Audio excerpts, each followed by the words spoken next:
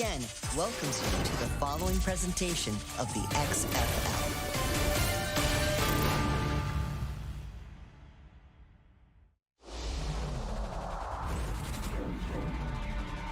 All they wanted was a chance. And they got it. Is you ready? Are we ready? Yeah! They've had 10 weeks to prove themselves. Is you ready? To compete, to win. Unbelievable. And the result was incredible. Whole squad ready. It's a party in H-Town. They let the football fly and the fans got loud. No way! I saw a game. Tensions building and the emotions overflowed. Taken away by Houston. It's a touchdown. A welcome showcase for talent and heart. Wow! What an unbelievable grab! Great catch. A stage for strutting your stuff. Get off me! Touchdown! Yeah, baby! An arena where the only acceptable amount to give is all you got. Whole squad ready. All season long, X marked the spot for action, atmosphere, energy, and innovation. Yes, oh, baby! Let's get it! Now, with the title on the line, the stakes are higher. Not better than us. Welcome to the 2023 South Division Championship of the XFL. Are you ready? Whole squad ready. Danny and DJ, you know we are ready. The regular season has come to an end in the great city of Houston, Texas. Playing host to the South Division Championship game, we got a crawfish festival breaking out between these two passionate fan bases. Not too much distance between Arlington and Houston. They know each other well. This will be the third time they've played this year, but this one is win or go home. The playoffs are here. Houston and Arlington, South Division today, DC, Seattle, North Division tomorrow. Trent Harris, star power today, leads the XFL in sacks and one of the best defenses, if not the best defense in the league. Luis Perez making his fourth start with Arlington. Will he be the difference to finally get the Renegades that win, getting his team ready prior to kickoff? Big-time players make big-time plays and big-time moments. This is a big-time moment. Yeah. Let's go, show up, look yourself in the mirror, trust the man next to you, and let's go win this damn game. This is not our last game. Yep. Let's go. Trust the process all week, man. We've been grinding, putting on pads in the middle of the week. Yep. Let's go out there and trust the process and go win the damn game. Yes, sir. Execution, attention to detail, every single play. And let's go win this game. Let's go. Hurry up. Go out, let's go. Win on three. 1, 2, 3. Win.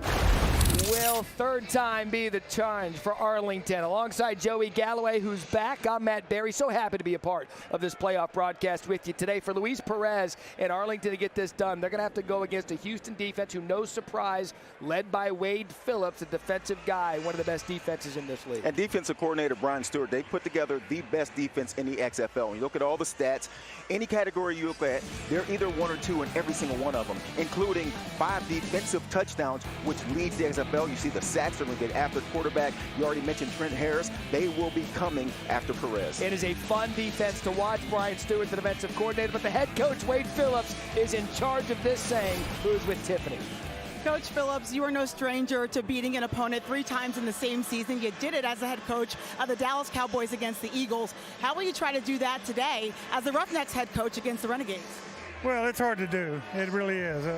We're very familiar. They're a good team, but we're playing at home. If we play our best, I think we can win. Thanks, Coach. Now let's send it over to Eric McLean, who's with Coach Bob Stoops and the Renegades. Here with the Hall of Famer, Coach, you're getting the ball first on offense. There feels like there's a level that hasn't been touched yet with Luis Perez. How do you get going early? Yeah, as much as anything, that we run game and Luis. We've got to be able to capitalize on some run game and then avoid 3rd and long and pick up short yardage 3rd downs. Appreciate you, Coach. Good luck. Thanks, Matt? Eric, coaches, thank you so much. The line has moved within the last couple of minutes. 7.5, Houston, the favorite. The point total is 41. I should point out, Houston has won both games by at least 12.5 points, which would be good enough to cover. They've covered both times they've played them. Yeah, they have, including holding this Arlington team to 9 points just last week when they played them. So sit back, relax. It is playoff weekend, the championship drive here in the XFL. What a story it's been. 10 weeks for players to have the opportunity to continue their playoff and football career. And we're about ready to get underway. There's the kickoff. Target zone kick has to go in there. If you're new to the XFL, welcome in. It's a great, great product. The players cannot touch each other till the receiver has the kick situated at the 30 and the 35-yard line. One of the great rules in this league as we begin. Austin Jones to kick. Rennell Hall to receive. And we've got playoff football here in Houston. Hall tried to get it to the outside, just shy of the 25-yard line. And that's where we bring out Luis Perez, Joey, a player that they are hoping in this offense today has that breakout performance in the playoff And this is his 4th start. In his 3 previous starts, they put up 2 of their top 3 point outputs of the season. So they feel different with Perez at quarterback. He's a great leader. Coach couldn't say enough great things about Perez and what he's done since he's been here. Giving you a heads up. Thank you, thank you. It's more so about the coaches. Yeah. Devion Smith in the backfield. He was held out last weekend just to be healthy for today. 180, with hook. 1st and 10 at the 25. Play fake for Perez. Runs away from the defender, and that's what he can do. Perez has the feet and a gain of 6 on 1st down. Jack Heflin pressured him. Here we go. Pistol dice left, Colt 5 split, F bluff, I want it. Chuck Long, one of the offensive coordinators, said he's the best, has the best work ethic of any quarterback I've been around. 180, with hook. 2nd and 4, the give to Smith, right up the middle. They're gonna have to get that ground game going, Joey. Hey. Let's go Balboa. Balboa. Balboa, on the ball, Balboa, Balboa, Balboa, Balboa. Balboa. Here we go. Gotta go, gotta go, gotta go. Turn, look it up. Early 3rd and 2. Stay on the ground. 1st down Arlington. That's a way to get it. Devion Smith running hard. The product out of Michigan. And how about those big guys up front getting that 1st down, Joe? And this is a great 1st down and a confidence builder for this offensive line. It's 3rd and short. Let's prove that we can be physical. Coach Stoops said we got to be more physical against these guys. There's not a better way to show physicality than a 3rd and short, run it down their throat. Here we go. Sit up. 180, with hook. Smith again off the left side. Big fellas for Smith. Big hole, big gain. Arlington moving it on the ground. William Likely, Eugene Harris with the tackle down to Aaron. Guys, one thing to watch out for, left tackle George Moore not available today. So you're seeing Willie Beavers in there. Backup tackle, he just played really well, just sealed that edge there on the side. How excited is Eric right now? Little offensive line play up front, they're running the ball well. The offensive line credit. No Letty Brown today for Arlington, so Brian Harrion, who had a nice game last week, is in the game. Perez, quick throw to the outside. Tyler Barnes tries to get away. To no avail. Likely and Beckett combine on the tackle. And here's the kind of situations you want to stay out of if you're Arlington. Their offense that has struggled this season, struggled to put points on the board. So you have to be good on 1st down. You have to get positive yards to allow for your run game to be a part of the play call. Now at a 2nd and long, you figure it's going to be a pass. 5 split, X glance, I want it. Gotta go. 3. Here we go. Sit up. 180, with hook. That's the give to Harrion off the left side. They've been successful running on this 1st drive. That'll give them 5, getting that loss back +2. Heflin on the tackle. Wristband 30, 11 personnel. Wristband 34. Dime, Tonto, split, 5 calls. Dime, Tonto, split, 5 calls. X sail, white shell across, X dagger. I want ready. So this drive alone, 5 runs, 1 pass, 3rd and 7. Let's go. Let's go. Expect some man-to-man coverage here out of Houston. He's told us third down. We're going to play some man-to-man coverage. Time out. Hey, you can't be talking too much.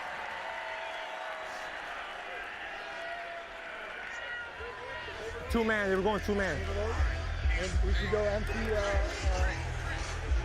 That was 2 man. You saw that? Yep. Oh, a lot of cover too so far. Can I get some water? Water.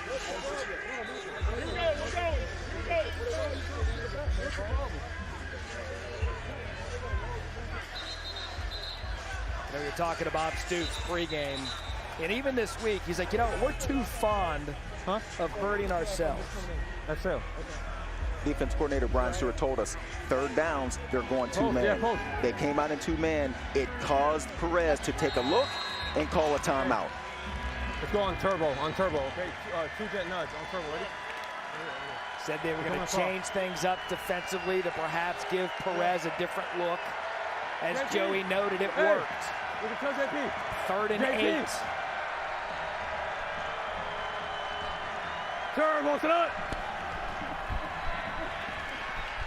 Perez looks left over the middle. There's Sal Cannella, the team's leading receiver, and that was good patience at a quarterback to find Cannella, and that'll be a 1st down Arlington. And it was 2 man. We just mentioned that. Sal Cannella had man-to-man coverage, but he chips the defensive end, and when he chips, his coverage man loses him. Steven Denmark came in the game to guard Cannella on 3rd down man-to-man. He chipped, he lost, and Cannella comes across, gets wide open versus man-to-man.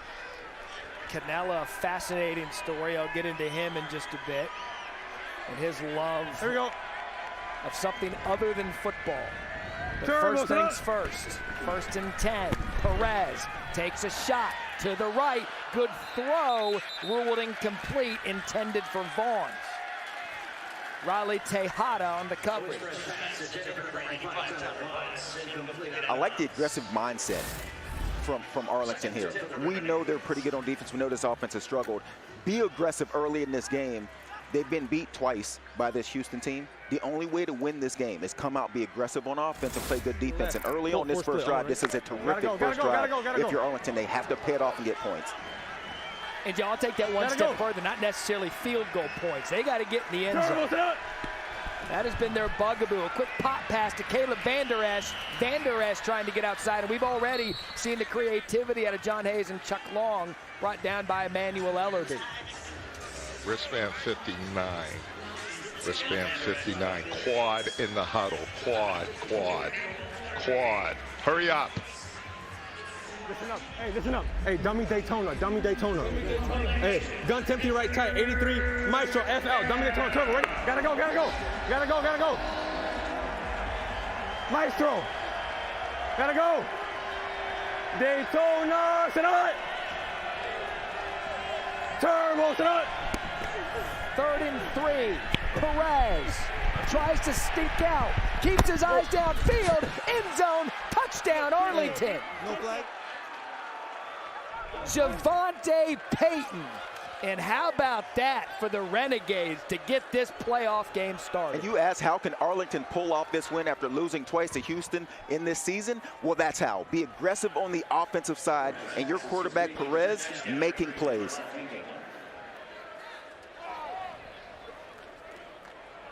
They couldn't have been any more effusive in their praise of Perez. Ivy, X-Hammer, Y Hammer return. Look at my signal. I want it. And his football smarts. They were waiting for that breakout game.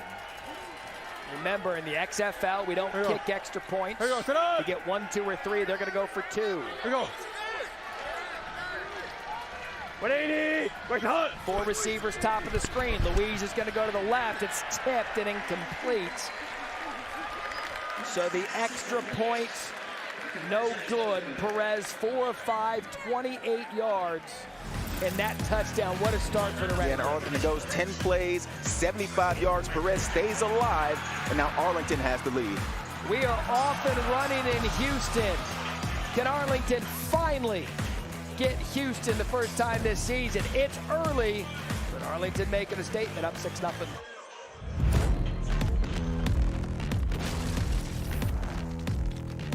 In a league of dreams and opportunities, there's only one chance to be a champion. The road to the 2023 XFL Championship ends in San Antonio. The best of the North versus the best of the South. Which team will triumph? Take it to the house. Show with the burner. Intercepted. Touchdown. The 2023 XFL Championship game, Saturday, May 13th at the Alamo Dome. Tickets on sale now. Visit Ticketmaster or xfl.com/tickets. Welcome back to Houston. Luis, you guys get off to an amazing start there. I kept hearing you say they're running cover two. They're running cover two. What did you see out there? Yeah, no, they're doing what we thought on film. Offensive line, running backs, everybody did their part, and we execute our plays. Seems like you guys had great balance. Is that what you want all year long, all game long? You want to pass a little more, run a little more? Yeah, you always want to be balanced, right, to keep the defense on their toes. So I think we're doing a pretty good job of that so far. Appreciate you, Matt. Appreciate it, thank you. Speaking of balance, 5 runs, 5 passes, and a touchdown for the Renegades to get this thing started. Max Borghi did not play last week. They held him out for rest. He'll return the opening kick across the 32-yard line. And Brandon Silvers, who also was held out last week, will get the start for the Houston Roughnecks. Here we go. Here we go. All right, let's go. Start out front. Here we go. Home the trips left, same Broncos. Owen, ready?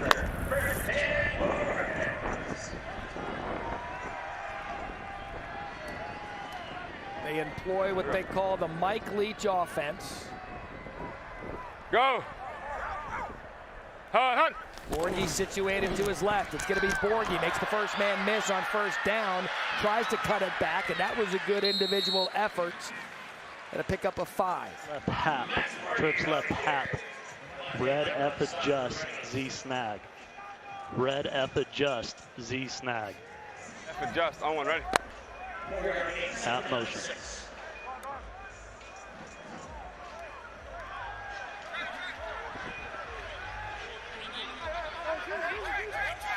Go! Hunt! Alleen in the backfield, slips out. Silvers keeps his eyes up, pass tipped. TJ Barnes there, and that brings up 3rd and 5. Great coverage by Darnell Sankey in the middle. You could see Silvers is looking to the middle of the field. Linebacker covers the route he wants to go to. He tries to bring it back down and reload, then they get a hand on it. So a great start for the Arlington defense after the offense scored to bring up a 3rd down for Houston. First possession of the game. Winner advances to the XFL Championship. Go! Hunt! 3rd and 5. Silvers out of the backfield. That's a big play on 3rd. Big miss. Bryson Alleen, he's quick. Gain of 23. Move to change Houston. Love the play call back out of the backfield. They crisscross the defenders. You can see there's a collision out wide where the defender runs down, bumps into the safety, and then it's wide open. Big play for Houston offense. They've got just about everything in the backfield. Borghi, the starter. Alleen's a shifty guy. We'll see Jeremy Cox, their big bulldog in the backfield, had a big game last week. We expect to see him play throughout the day. McDonald got the start last week. He's their runner. Pulled it from Borghi, tackled by Powell for a gain of 1. And how important is that stop by Powell? We know what kind of athlete Cole McDonald is. We know they want to bring him in when it's time to run the ball. And sometimes it's going to be man-to-man with your safety out there against McDonald. Can you make a play? Joe Powell early on makes the play they need. Hey, that end's crashing right away.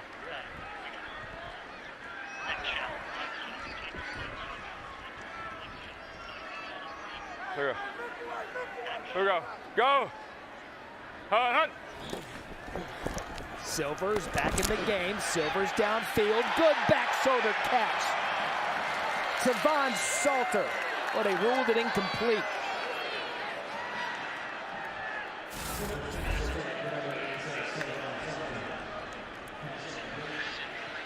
Could not hang on, Joey, once they hit the turf, but Tavon Salter thought he had a big one. Yeah, and I was with you, Matt. I thought it was a terrific catch. You can see as he rolls over, hits the ground. You have to finish the catch through the fall. Just doesn't hold on to it when he rolls over. So now 3rd and 9, ball at the 40. Go! Already converted on 3rd and 5. Pressure.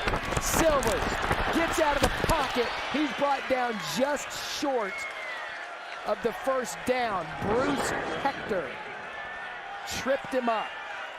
But he gets enough to make it a decision, and it looks like Houston's going for this, which I agree with. You're inside the 35-yard line. He gets just enough, a couple more yards. Go for it. Be aggressive early in this game. So Silver stays in at quarterback. 4th and 3. Go. They're gonna throw. Pass across the middle, it's incomplete. And how about this start for the Renegades? They score on their first possession, hold Houston on 4th down, and they're gonna get the ball back feeling pretty good about themselves, Joe. Not just get the ball back, but after going 10 plays and getting a touchdown, now they get the stop they need. This is what Arlington needs to pull off this upset. Talked about it in the open.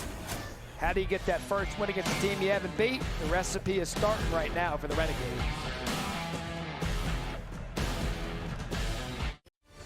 The XFL brought to you by Progressive, the right call to protect your home and car, and by Pella Windows and Doors, tested for extremes, designed for your home.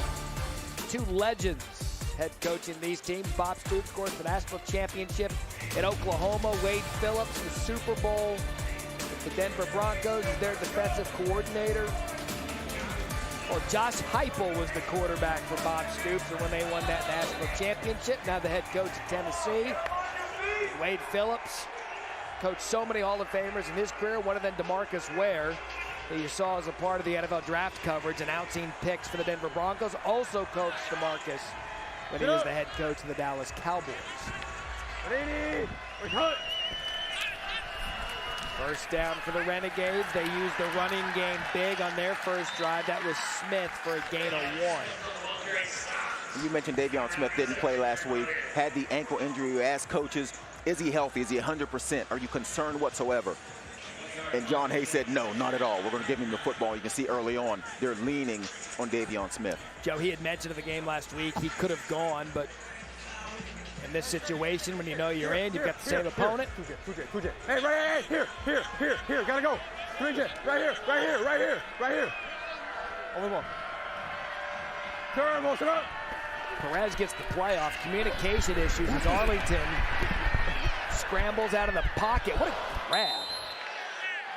One-handed by Tyler Vaughns. Perez doing a great job extending the play. How about that snag by 85? You can hear Perez has been in a hurry at the end as the play clock is running down. And we talked to John Hayes and Chuck Long. They said they want to get the play in earlier so he has time to make checks. Early in this game, they're not doing a great job of getting those plays in.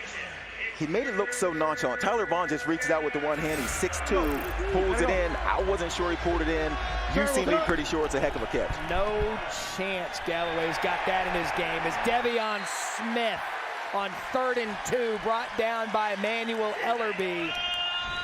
And Houston makes quick work, 3 and out for the Arlington offense.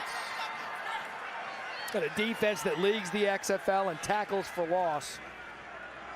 Showed exactly why there. Yeah, and aggressive up front.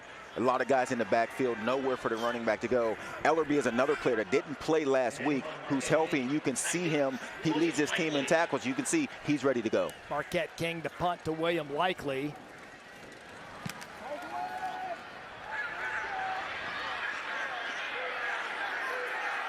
Asking his team to get away from it. Settles at the 20-yard line. What a great day here in Houston. Good start to this South Division Championship.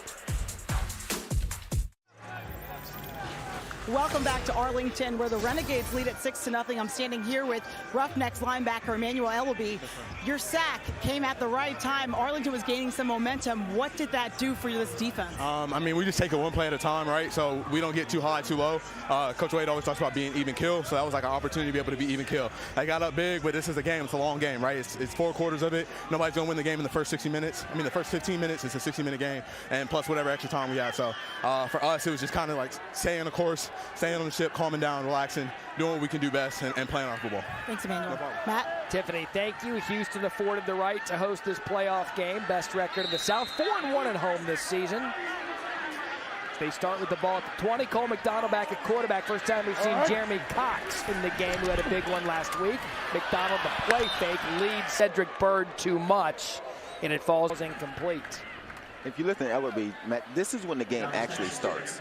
On your first drive, you're on a motion, you're hyped up, you just came out, and that's the way you play through the first series. And then once you get through that, the second series is when the game actually starts, because you settle in, and now you have to be mistake-free football.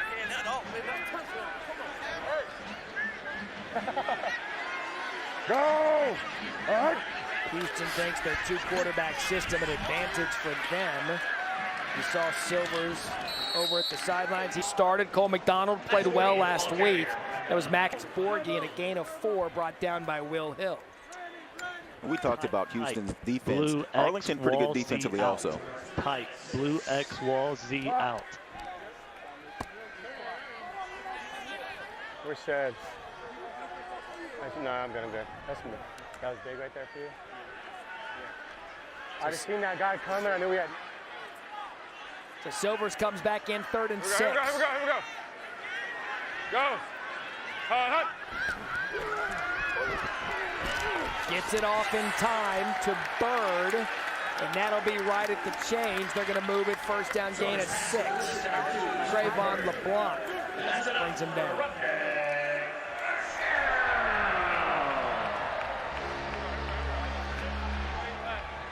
So a nice conversion there for Silvers. Under the 2-minute mark here in the first quarter. Go. Hut. Cox up the middle. Cox, an interesting story. He was actually in Arlington's camp during training camp, cut, had still been working out. Houston then picks him up. Last week was his first game. Goes for 21 carries, 120 yards, and a touchdown.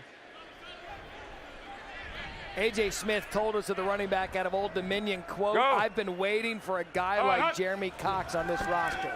He's got it. Silvers. Big hit.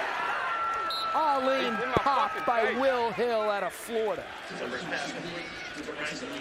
And these safeties from Arlington have been near the line of scrimmage, and they're making plays. They're coming up to hit you when they show up. Hill shows up, and that sends a message. It not only sets up a 3rd and long, but that sends a message. Our safeties are going to be down in the box. Now, the question is, if you're Houston's offense, can you start to take those shots down the field because those safeties are so aggressive? Now 3rd and 14. 30 seconds left in the first quarter. Arlington's just going to run it with Arlene. And for the 2nd consecutive possession, Joey, we see Donald Payne, who's back. Big addition for Arlington to be back healthy this week. But another stop for this Renegades defense. Yeah, and this Renegades defense realizes, okay, we have a 6-point lead. We have to play from ahead because our offense is not great. They're not going to bring us back, so we have to maintain this lead, and they're playing like it. And that'll be the end of the first quarter. Couldn't get the snap off in time.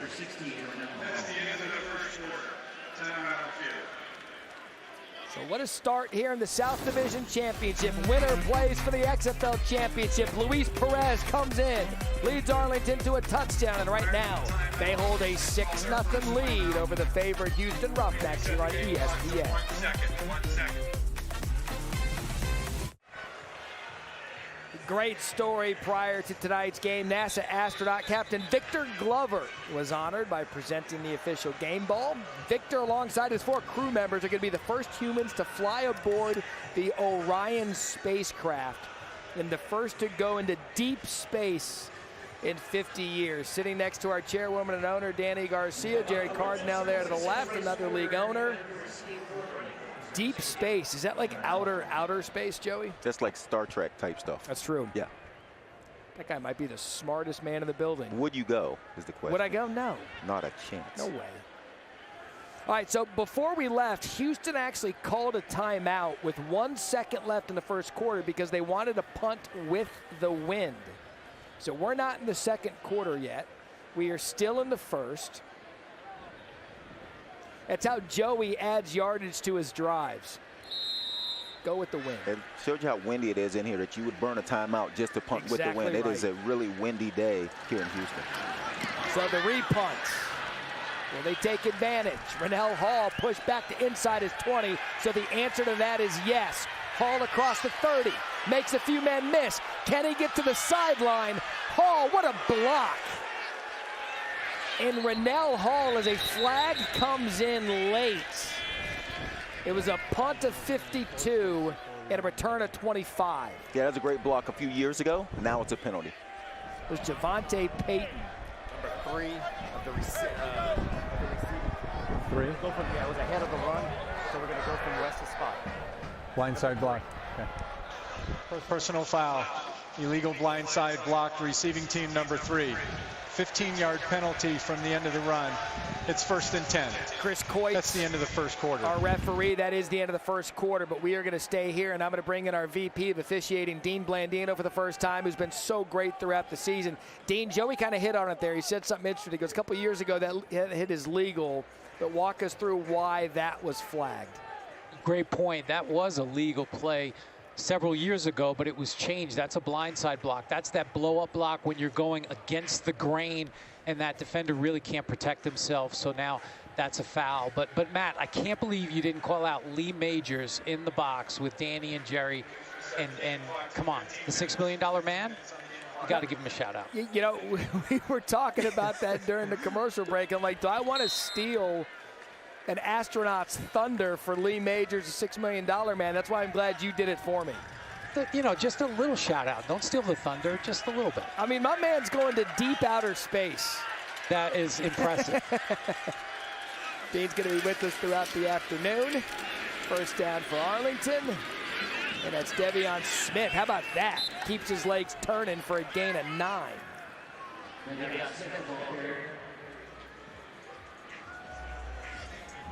I see Devion Smith comes off the field. There was an ankle injury that he had early in the season, and the reason he didn't play last week was the ankle. Hopefully, it's not the same ankle, and he can come back in this game. We'll have Eric check on his status in a minute, so it'll be Brian Herring now. Remember, no Letty Brown for the Renegades. He was probable. Second and short. Herring follows his lead blocker. What a play defensively led by William Likely. But Herring able to lower the shoulder and get the first down.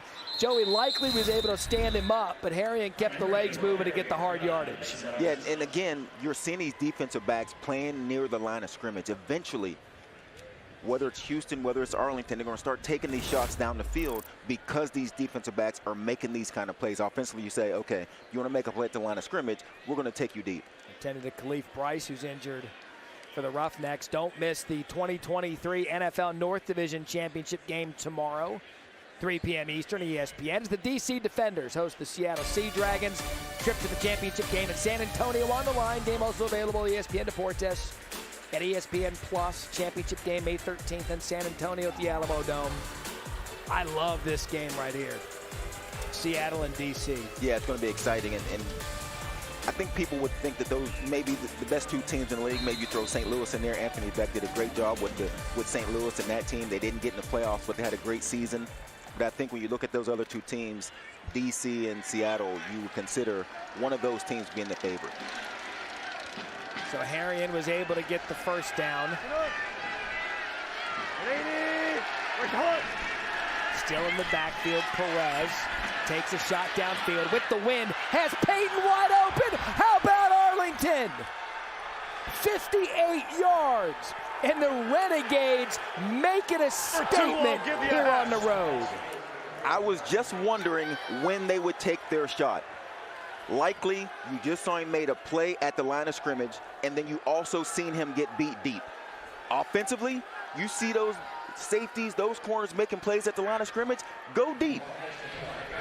I tell you what, this is the league of opportunity, the XFL, and the Renegades are taking every advantage of their opportunity here in the playoffs. What a start. Let's go, baby. Let's go.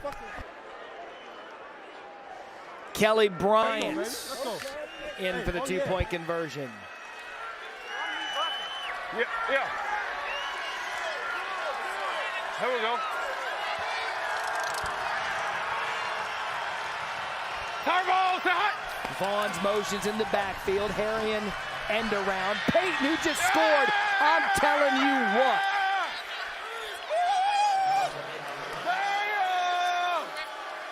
We have a story developing in Houston. Joey, 4-6 on the season. Some wondered how the 4-6 gets you in the postseason. Oh, yeah. No, if there's anything in your playbook that you haven't shown all season long, it's time to bring it out. That's it. I just mentioned these defensive backs are making a lot of plays at the line of scrimmage. Likely just made the play, the one before this play. Offensive coordinator sees that and says, we're going to go deep. We're going to stretch these guys out, get these guys away from the line of scrimmage. Wide open, great throw by Perez. I was going to say, let's give Perez a little bit of credit there for how good that throw was. 58 yards. Acquired from Vegas in week 7 of the season. Coaches say that he's got the best work ethic they've ever seen. Great story, Perez. Didn't play high school football. Played at community college, then at Texas A&M Commerce. And he's got the visiting Renegades up 14-0. Borghi lets it bounce. Takes it to the 34-yard line, down to Eric. Jay, it wasn't enough. You did 60-plus. You had to get the conversion, too? Yeah, man. You know, we've been really trying to call that play for a little minute. We've been holding on to it for a while, so I'm excited we was able to get it off the chart. What was it? Coverage? Was it you just felt good? You said you were waiting on it. Why did you call it right there? As far as the extra or the touchdown? The conversion. The conversion, you know, it was all, well, they had us in man, so it was honestly the perfect look. As long as everybody, you know, do their job on offense, we was going to make the play happen, so. Appreciate you, big dog. All right, Matt. How about Matt Klangle on sunglasses there on the sidelines? It's bright, man. It's like your future, Matt. I got to have shades on. Cole McDonald back in at quarterback. All right. Rides Borghi up the middle. There's a big chunk for Houston across to Arlington territory. Gain of 14 brought down by Will Hill. So, Joey, you're down 14-0. You're a 7.5-point favorite. You've beaten this team twice by an average of 12.5. You're probably stunned right now. What do you got to do? Well, what you got to do is it's only the second quarter, and there's plenty of time left in this game. This was the fear when you talk to the Houston coaches. You beat a team twice in a season, and you assume things are going to go the same way they went the first 2 times, and that often does not happen. McDonald hesitated over the middle. Good catch. Deontay Burnett. Tipped pass by Donald Payne. You saw McDonald bring it down once, hit his man, and another big gain, a gain of 9.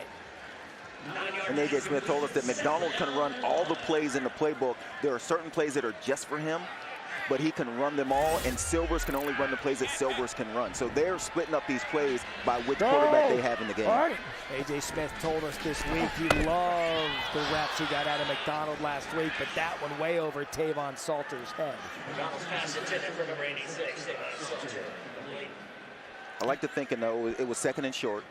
So you're figuring you can get the first down on 3rd down, maybe even on 4th down, so you take a shot down the field on second and short always.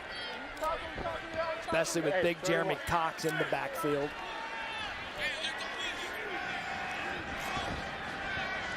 Go! All right. And that's who they give it to. There's Cox, bowls his way for a first down. Brought down by Will Hill. Tiffany?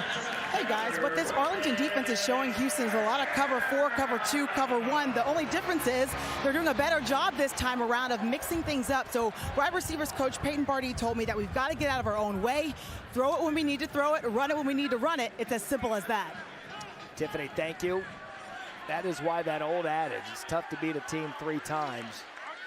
And right now, bobbled snap. Good job by McDonald. I'll tell you what, that is good presence out of the quarterback. Had some drama in the backfield. Is he able to get 5 out of it? That's me. I dropped it. Left H-fly Broncos punch. H-fly.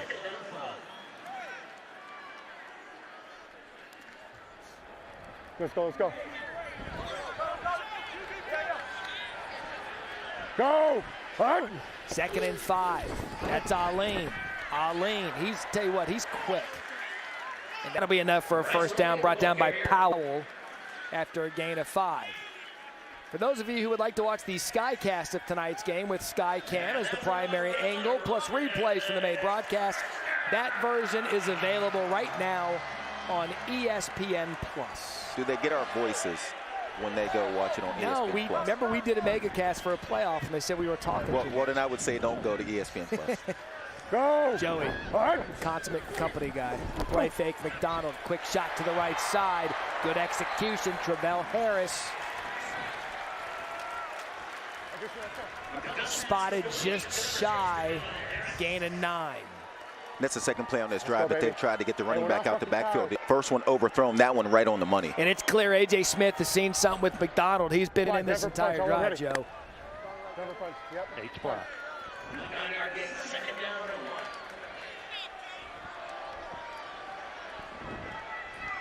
Go! Second and 1. Cox.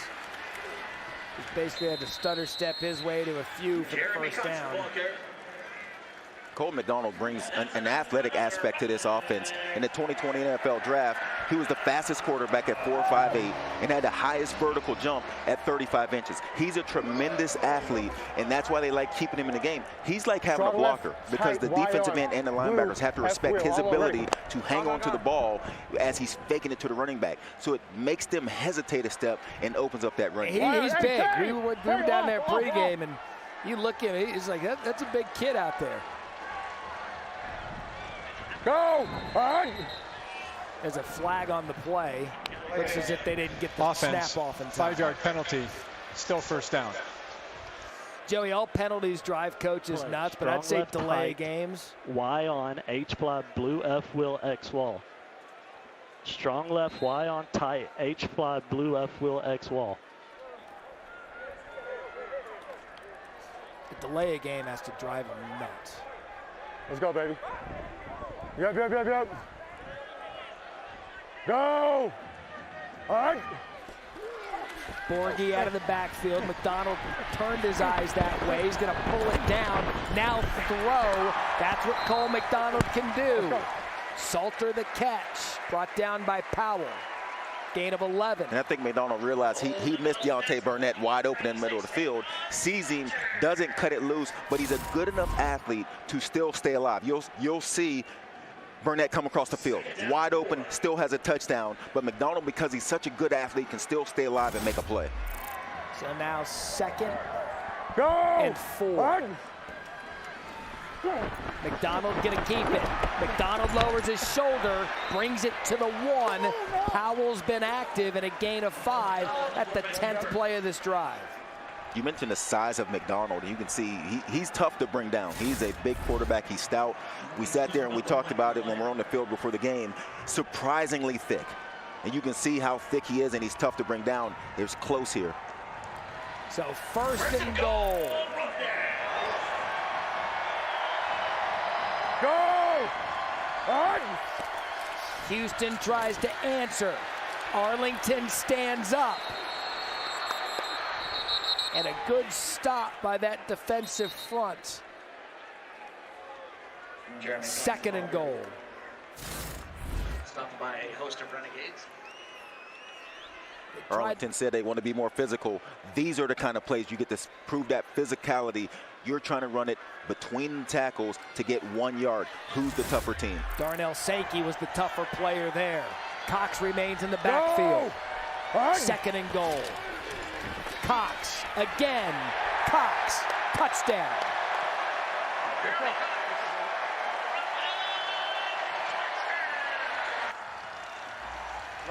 12 plays, 61 yards. All Cole McDonald. Cox, who had the big game last week, just his 2nd game on the roster, makes it a 1-score game. And you just ask, how does Houston get back in this game after getting down 14 points? Well, that's how you do it. You get back to doing what you do best. It's running the football and being more physical. Houston, 8 of 34 on conversion attempts this year. That's worst in the league. Here going for 2. Go! McDonald left, throws. Did he get across? He says yes. Two-point conversion to Deontay Burnett is good. Man, that's close. I'd imagine Dean's going to have a look at this one. It was right on the line.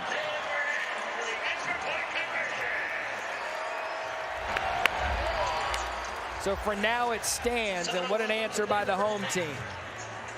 Renegades currently lead the run back by 14-8. Cole McDonald led this team all the way down the field. It was Cox a week ago, made a name for himself, gets the home team on the board.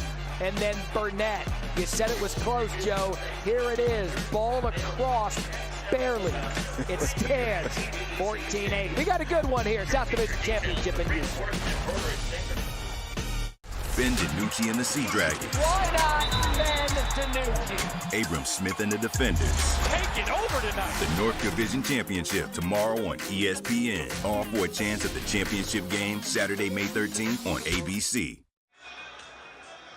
Joey Galloway, Matt Berry back with you here in Houston. 14-8 South Division Championship here for the right to play for the XFL Championship. Houston, one of the great American sports cities. Got the Houston Astros, Houston Rockets, Texans feeling good about their draft, and the home team Renegades. Best record in the South Division. Joe, we got ourselves a ball game, 14-8. We got a ball game because Arlington is having a terrific first quarter, and first part of this second quarter, they've been outstanding on the offensive side. Austin Jones to kick to Joe Powell.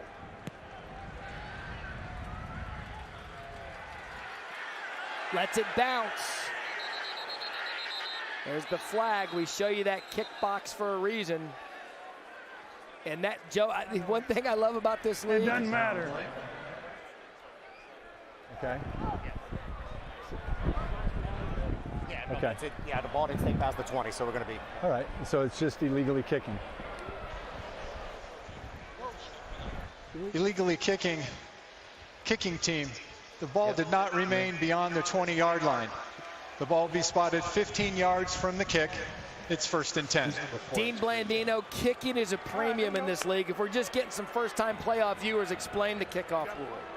No question, the ball has to make the 20 and stay beyond the 20 until it's touched by the return team. So great job by the Dallas returner letting it go. It bounced short of the 20, and that'll put the ball 15 yards from the spot of the kick. So Dallas will have tremendous field position. So Arlington, yeah, as Dean said, when they put that roll together, they really want to make it hurt. Look at that. I mean, Dean threw one in there that really hurts. They're already in Houston territory. Good for Arlington. The Devion Smith back in the game.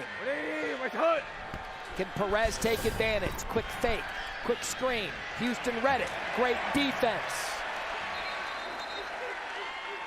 And a loss of 3 led by Ellerby, who's having a ball game.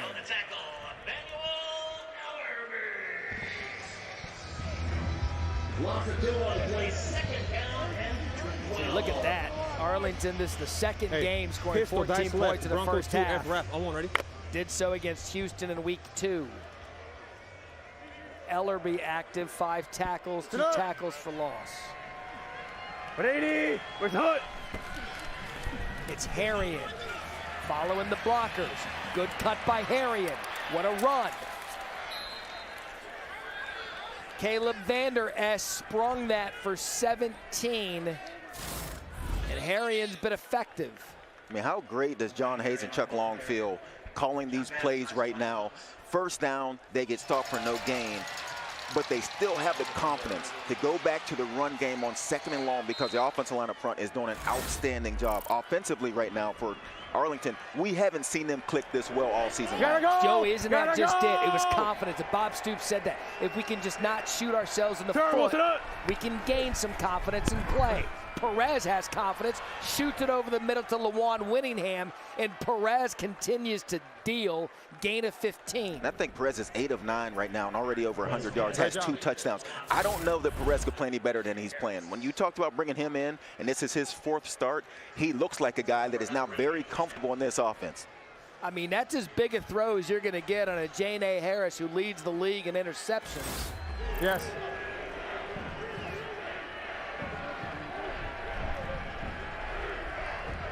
Sit up. 180. Right to Hunt. Perez continues to deal. Takes a shot. Has a receiver. Caught. Touchdown Arlington.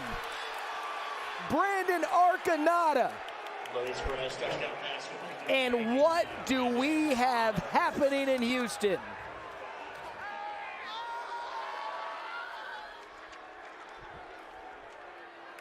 Luis Perez, Joey in his life has bowled 12 300 games. Right now, he's pitching a perfect one in football. That's it. That's the shot right there. Score is clear. Score is clear. We want the break. Score is clear. Yep, and TV after the try. Yeah, that was the shot right there. So Dean Blandino says touchdown holds. They'll go for 2. Yes. Sit up. 180. Right to Hunt. Van Der Esch, reverse. He's going to throw. Penalties down. Vaughns didn't have a shot. I don't know. Holding. Offense, number 55. The penalties decline. The try is unsuccessful. All right, so 20 Timeout to 8 on the field. after the unsuccessful 2-point conversion. You know, the genesis of this league is don't count me out. Player 54 and Arlington's like, we're not out of it. Touchdown. Yeah, 2. What hash? Middle going for 2.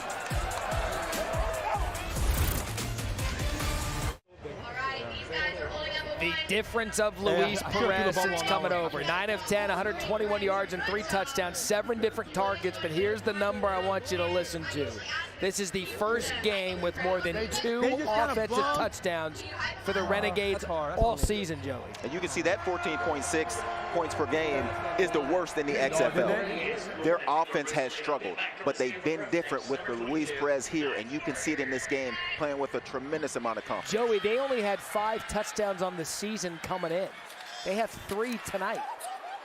Borghi to the 32, down to Eric. Coach Long, you guys are scoring points in bunches right here. What's different? What's clicking offensively? Well, we had a nice plan going in, and we're executing and making it work. Guys are getting open. Yeah, Luis has had a nice day so far, but we got a long way to go. You know, that's coach speak, obviously. But yeah, so far so good. Our guys are catching the ball well too. Appreciate you, Coach. Chuck Long, quarterback, Iowa. I love when a coach tells you it's coach, like he knows it's coach speak. But sometimes it's just the truth. Chuck Long in one of the closest Heisman races ever. He finished runner-up to Bo Jackson. How'd that work out for Bo? Borghi, big play. Gain of 13. Joey, let's take another look quickly at Arlington's touchdown. And it's difficult to come into a team in the back half of a season and get on the same page with your receivers. This is a corner route beating a man-to-man coverage. That's likely one of the corners that comes into the game getting beaten on the corner. We've seen Likely now struggle, and it appears that they're going after number 4 when they're trying to go down the field, and that's the second time they've connected for a touchdown. Gain of 14 there for Borghi. They continue to ride McDonald. Alleen in the backfield. Quick shot to him. Tries to make a couple men miss. And a gain of 2.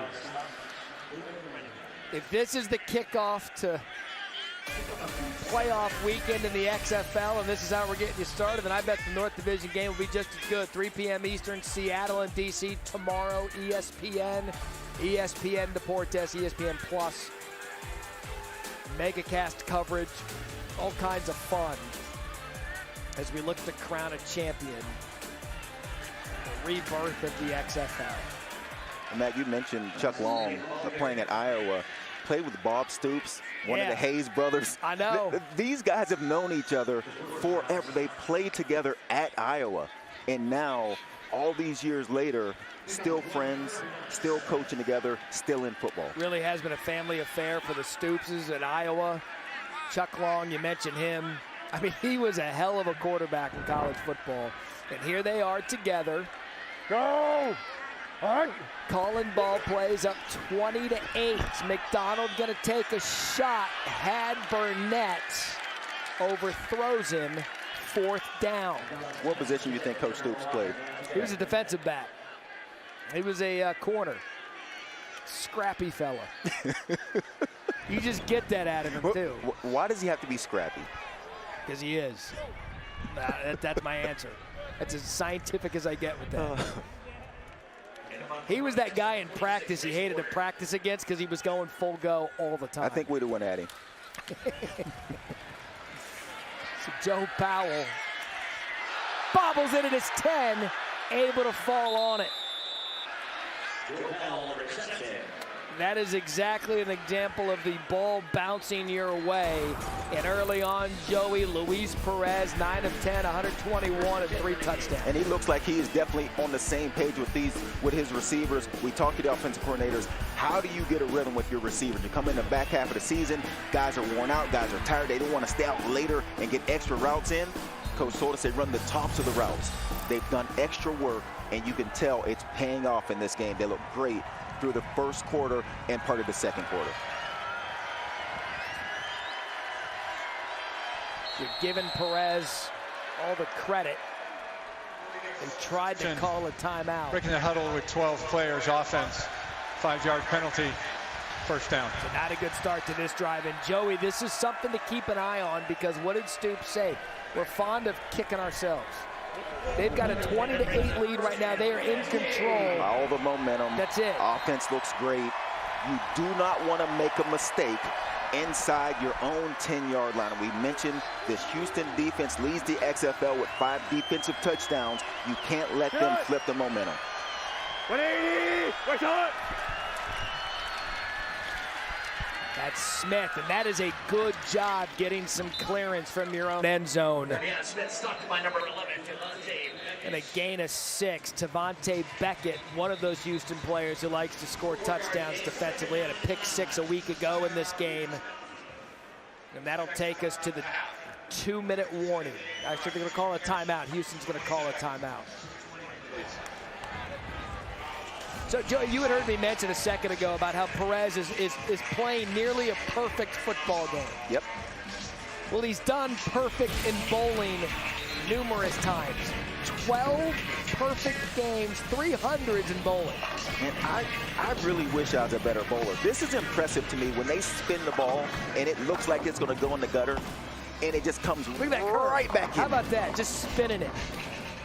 He says he wants to be a professional bowler when his football career is over because you can bowl until you're 50 plus. Or beyond. You got to go past 50 in bowling, I'd imagine. Easily. And then when you get to that 75-year-old mark, you've definitely got your own bag and shoes. Can you make money at bowling? That's the question. Let's find out. 180, right on. 2nd and 9. Perez, boy, is he on. How about the timing? I mean, you look at that timing.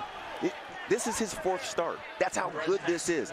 And I'll say this, Matt, and we've seen these games all season long. The level of play at the end of the season in XFL is absolutely incredible. Everyone has improved as the season has gone on, and you can see from a timing standpoint, that ball is out of Perez's hands before the receiver turns his head, and that's when you know guys are on the same page. And give Javante Payton out of Tennessee credit. Bobbled it, held on to it. 2-minute warning in Houston. Renegades with the ball. They're playing for the South Division Championship trophy, and a spot in the XFL Championship game is right now Arlington's up 20-8. John Hayes calling ball plays to perfection here first half. 3rd and 1, Kelly Bryant in at quarterback for the Renegades. Kelly Bryant was the ACC title game MVP in 17, right up until that other guy came along in 18 and took over at Clemson. You're saying Trevor Lawrence? Yeah, better? Trevor Lawrence came in. Yeah. Hey, easy, K. Fire ball time. 3rd and 1 under center. First down, Renegades. Smith for 5. Brought down by Ellerby. And not even close. That offensive line for Arlington is having an outstanding first half. And I know Eric McLean appreciates when the big fella's up front. Look, when you get to a yard past the line of scrimmage, you have not been touched by the defense. Your offensive line is doing a great job. Still 2 timeouts for the Renegades. Clock continues to move. Perez sets his feet downfield, has Peyton. What a throw. Peyton is getting behind this defense. Perez continues to sling it for a gain of 27. And I'm going to say once again, what a great job this offensive line is doing. This is a DC defense that leads the XFL in sacks. And Perez is standing in the pocket, having a chance to look downfield. And his receivers, great job getting over. They're getting open. They're finding holes in these zones, and Perez is putting the ball on them. Houston has been so good defensively this year. Right now on their heels in the first half. Already in territory. Perez again finds the spot to Caleb Vander Esch. You are seeing an absolute quarterbacking clinic being put on by Perez. Yeah, and doing it without throwing the ball to Sal Cannella, their leading receiver. You figure coming into this game, if they're going to be good offensively, and Perez is going to be good, it's getting the ball to Sal Cannella, and that's not been the case. He is spreading this ball out. Here we go. 7 players here we go. have caught a pass from Perez. Can he stay hot? Over the middle. Vander Esch again. Brought down by Beckett.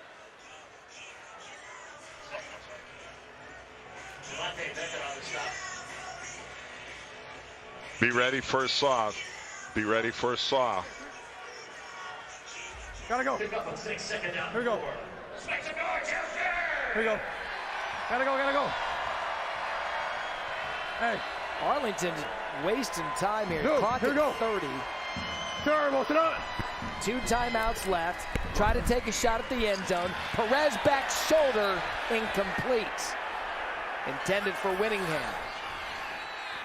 Never mind running the clock down some here. I think you want to make sure that Houston does not get the ball back with a chance to score. So inside the red zone, inside the 15-yard line, I would take some time off the clock. Could Stoops have a challenge potentially here? Come here.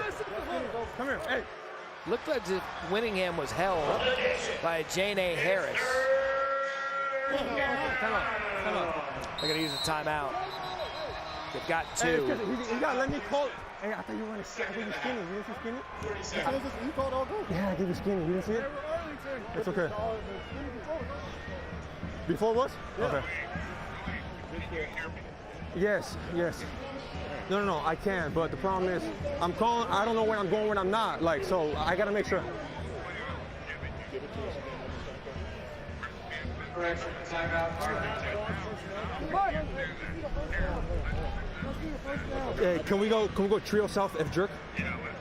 F jerk. He wants F jerk. Okay.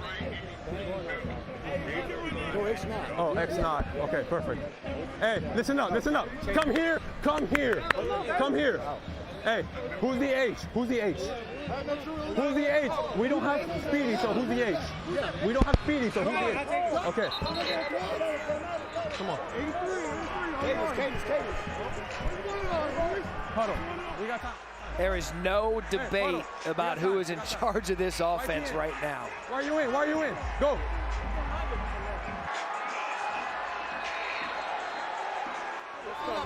You good. No. There you go. Hey, gun empty right. 82. Duke. H nod. I'm ready. Gotta go. Duke. H nod. Hey. Perhaps some confusion. Hey. Two rabbit. Play clock at 2. Play gets off. 3rd and 4. Vander Esch tries to get the first down, and he's going to get it. Kill. No. Come on. No. And that was all Perez. Here the check. Yep. Got him out of the play they called in the timeout. Checked it, saw the blitz coming, and gets him a first down. With 3 seconds on the play clock. 30 seconds. Coach, we call Tempty with No, we don't. No, we can't. We can't do it. Yeah, we can't do it. We have no timeouts. Hey, Coach, Mayday, be ready.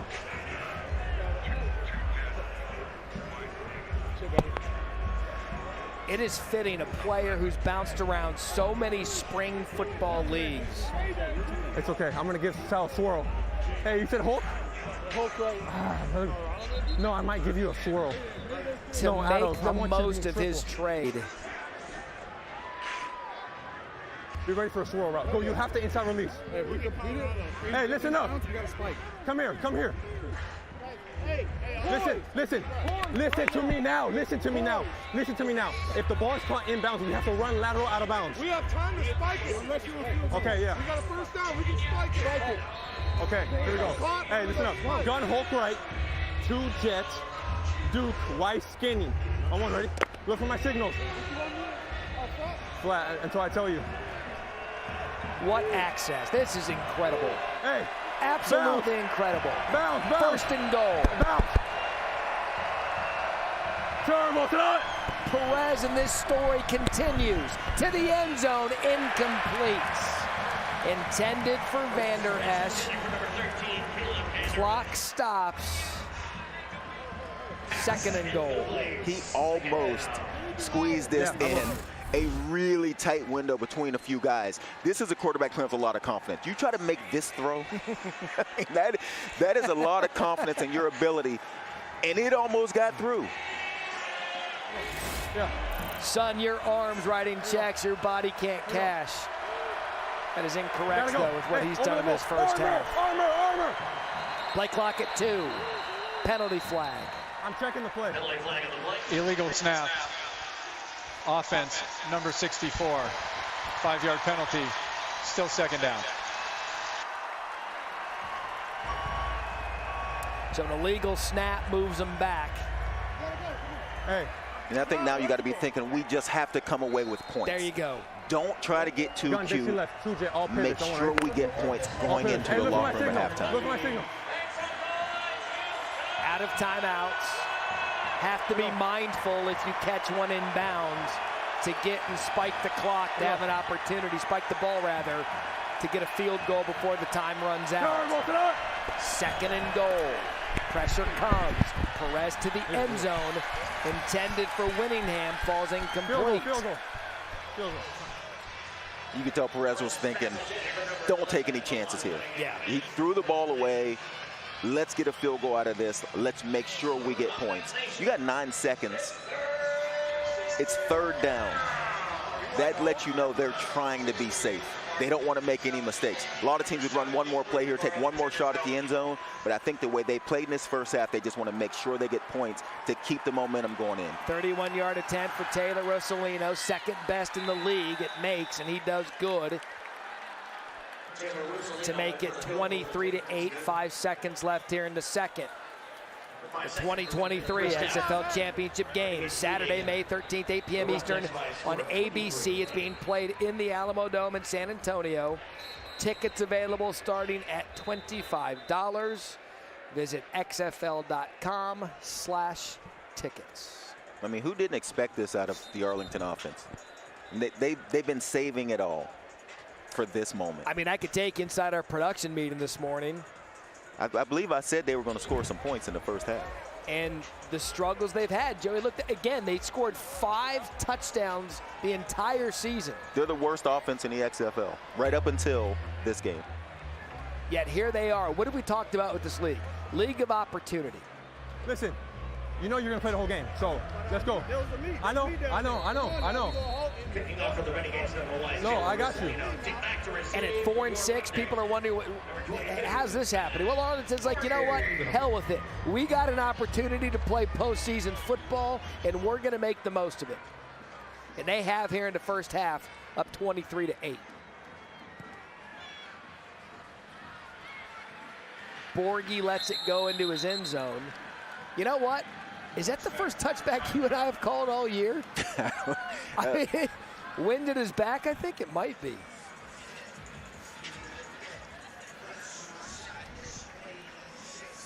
We don't get that often. Yeah, now it's time to draw up that 5 seconds left in the first half play that can go 65 yards. You want on the ball? We're going turbo. Victory kneel down. All on, ready. Against the wind, you heard it. They're just going to take a knee. That's no fun. They get the ball to start the second half. Hey, 5-0. McDonald downs it to Houston has beaten Arlington 2 consecutive times. Dating back to the 2020 XFL, make it 4 consecutive times.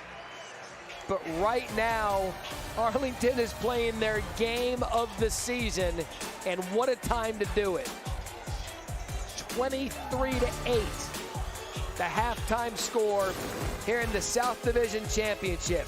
It's been all Perez. It's been nearly perfect, and they've got the lead at the half.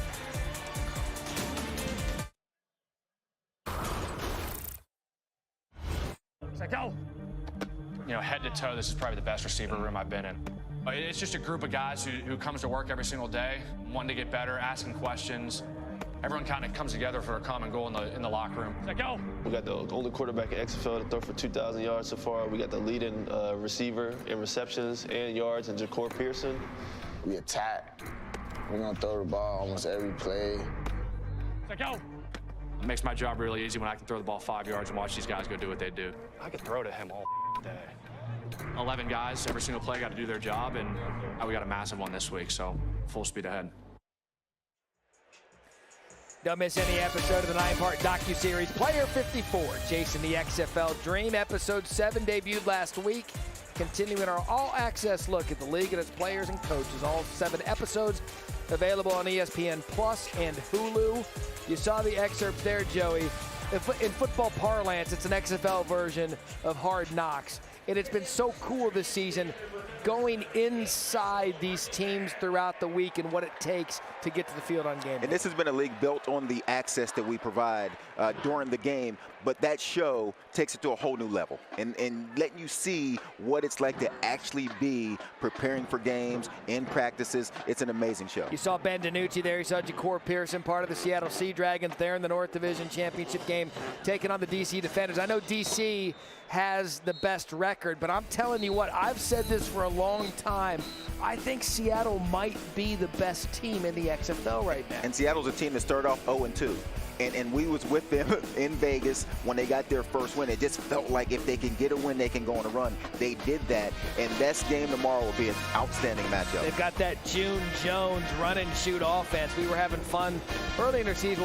How Seattle 0-2 to start the season? They went for 3 points every single time when they were scoring touchdowns. So it was hard for them to convert a little bit. But here they are, opportunity to play in the North Division Championship and get to the XFL Championship in 2 weeks. As for our game, I don't know. Look, I don't know that anybody preparing for this game, watch this game. Houston's a 7.5-point favorite. And right now it's 23-8. Luis Perez and Arlington are doing whatever they want out there. Yeah, and you opened up the show talking about how good how good Houston's defense is, the best defense in the XFL. They give up 270 yards a game, which is #1 in the XFL. Arlington already has 280. So that lets you know just how good they've been.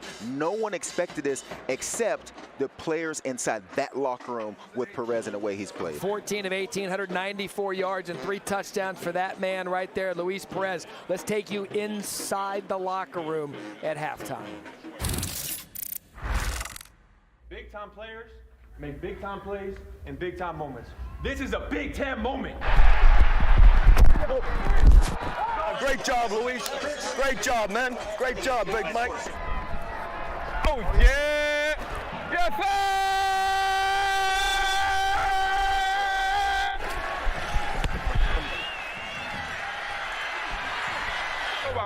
Hey, let's go, sir. Come on. Come on. No, hey, this game's not even close to being over. Inside the locker room here at halftime, we've talked about them. They said it throughout the year, and they believed it. They really believed it, Joey. They said, well, look, most of our losses are because we've done dumb things. We keep shooting ourselves in the foot. If we don't do that, we got a good football team. That's manifested itself in the first half. And it started up front with this offensive line of Arlington and the way they played. Not just giving Perez time to stand in the pocket and throw the ball down the field, but also the run game. They've run for 80 yards. And when you can run it, it opens up the pass game. It brings the safeties down, and Perez has taken advantage of that. Let's go to the favorite now coming in, Houston. They're down. They've got to come back. They're down 15 points in the XFL. You can come back quickly. What must they do to come back in the second half? Get back to playing Houston football. They lead the XFL in sacking the quarterback. They lead the XFL in defensive touchdowns. We haven't seen that yet. Their defense is on their heels. I expect them to come out and be very aggressive on the defensive side of the ball and get back to playing Houston football. They can get back quickly. Absolutely. They've got the offense. We talked about how good the defense is, but really now that we're down to the final 4 teams in this league, the South Division Championship, North Division Championship tomorrow, We got through the regular season. We're now in the postseason. It has been such a fun time to be a part of this league as we take a look back at some of the plays of the year. When they told you that the dream was over. But here's the truth, your dream is just beginning. XFL, let's ball out, baby! I'ma do what? That's on me. I'm a young boy, but I'll keep it OG. No, you can't shine if you stay low key. That's on me, on me, on me. St. Louis, back-to-back comeback thrillers. Gordon caught it. Gordon's backstepping. Gordon's gonna score. They're gonna look for a double pass. Deontay Burnett, Abram Smith. How about it? Latimer would not be denied. Orlando gets their first win of the season. Brown looking for the lone kick return touchdown this season. Rob Smith, where's the cape? Are you kidding me? Oh, it's a fake and it's gonna work. 64 yards for the win. St. Louis, go crazy. DiNucci driven down. It's a fake. Matt Brown showing the missile. For McCarron on a record-setting day, a 400-yard game for A.J. McCarron. From 53. And it is no good. And the Sea Dragons advance to the playoffs in the XFL.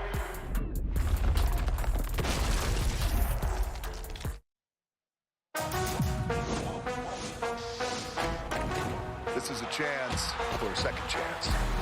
Rediscovered, revitalized, reborn.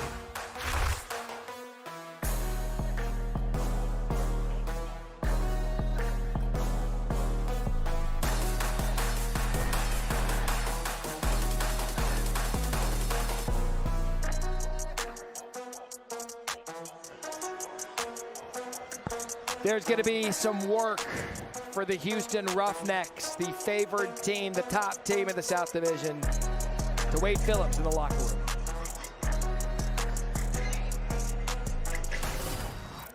Let's go out, start the game over, and play it the way we play. All right? Can we go do that? Yes, sir. Can we do that? Yes, sir. Do it.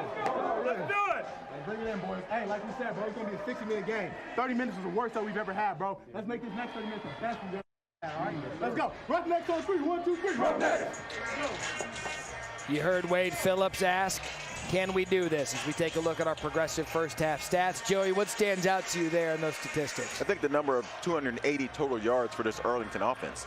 We talked about how good the Houston defense is, and they have done nothing to slow down Arlington. They can't sack Perez, they can't stop the run game, and they can't stop the downfield pass game. They had a chance of getting this back in this game. Defensively, they have to step up.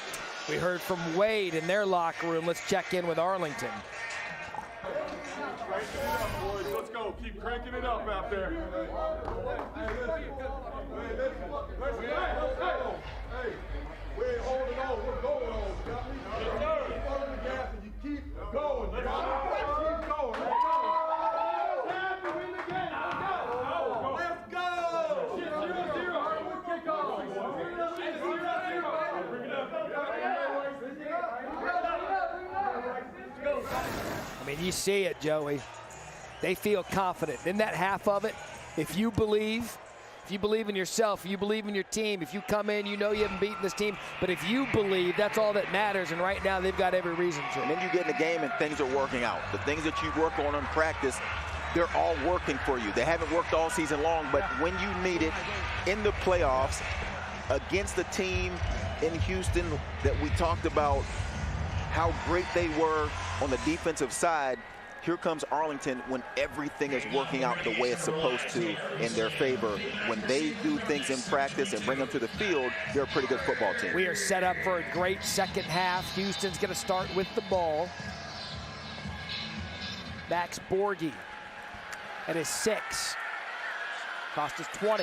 Good special teams by the Renegades. That is Colin Schooler with the tackle. Hey, so, normal, you're out. Joey, it is clear to me now, A.J. Smith and the Houston coach have decided it's a Cole McDonald game. I think they want to run the football. And so Cole McDonald can give them the run game that they need while he can also execute all the pass plays on the play sheet. So you mentioned the run, first play to Arlene. He gets a big carry, and Bryson Arlene brought down by Donald Payne. That's how you get it started for a gain of 13. And you can see every single play when McDonald's in the game, the defense hesitates. Run like hell, Justin Smith, inside 9. Oh, we got something fun coming here. One step and get out of there if he does. I mean, presses. Go! All right. Taking a shot to Justin Smith.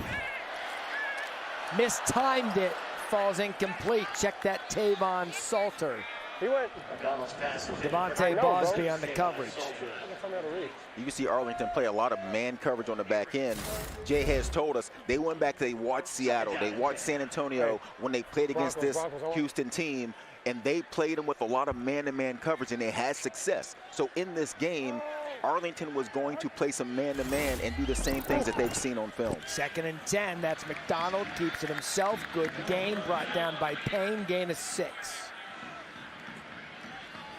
You would mention you have to account for the quarterback when he's a runner, Joe. And we talked about it first half. 6'3", 212. He's a big athlete. You got to make sure you keep eyes on. Go! On! Great. Go! On! Early 3rd down. 3rd and 4. What a catch. Travell Harris, flag on the play. Powell and Carter team up to bring him down after a gain of 12. We'll check the penalty.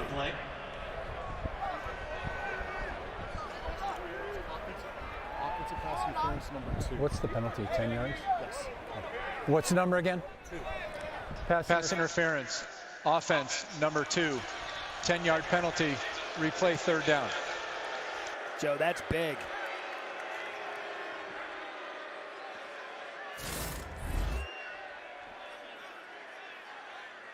You got to fake that bump a little better than that. So every playbook has plays where receivers cross and you pick. Right. You have to fake it a little better than that. Cedric Bird did not fake it well enough. No, he didn't fake it well enough. Negates the act first like you're down running a route. Just 12. slow down, act like you're running a route. Let him run right into you. All right. Makes it 3rd and 14 from McDonald and Houston's offense. First possession, 2nd half. That's just not going to get it done from the get-go. Arlene drops it. So the Arlington Renegades defense, first possession for them, they force a Houston punt. Hey, we're good. We're good. Let's go. We're driving. Hey, we're driving. We're making plays. We're driving and making plays. We're good. Punting for the Roughnecks, number 46. Hey, we're good. Hey, we're driving. We're driving. Hey, the only thing that's stopping us is penalties. Let's go. We're good. Let's go. We're good. We're driving.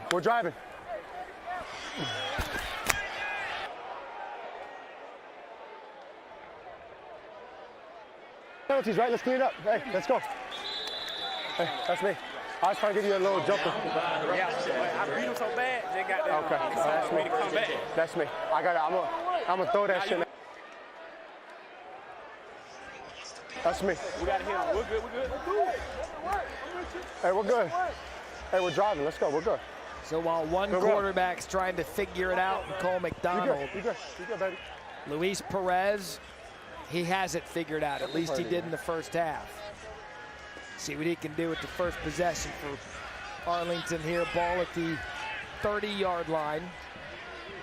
Here we go. 180. Wait, up 23-8. Devion Smith in the backfield. Nice spin move to get away from one defender. Couldn't do it twice.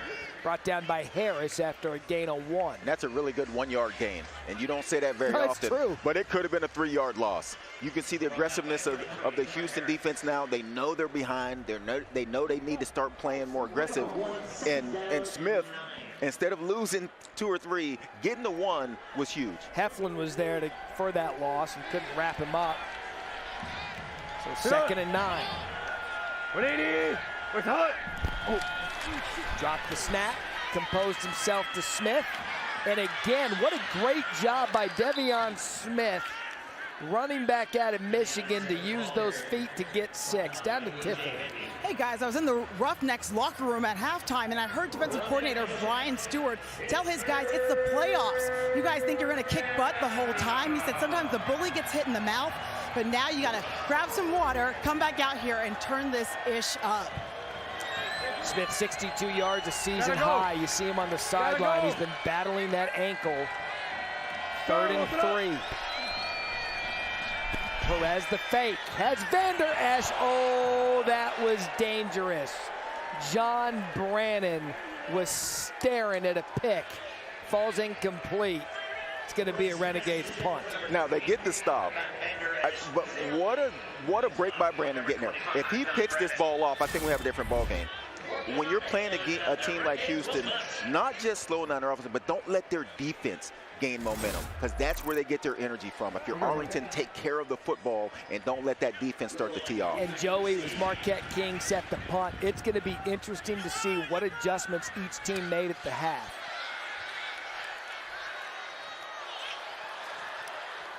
So a nice effort there and a nice punt return by William Likely. Now we've got helmets off and a fight. Interesting story in the XFL. Arlington DFW is the hub, and these two teams live in the same hotel. For 13 plus weeks, they have to see each other every day. They've played each other 3 times. I'd imagine they're tired of it. Football is going to decide it. And right now it's Arlington on top, 22-8.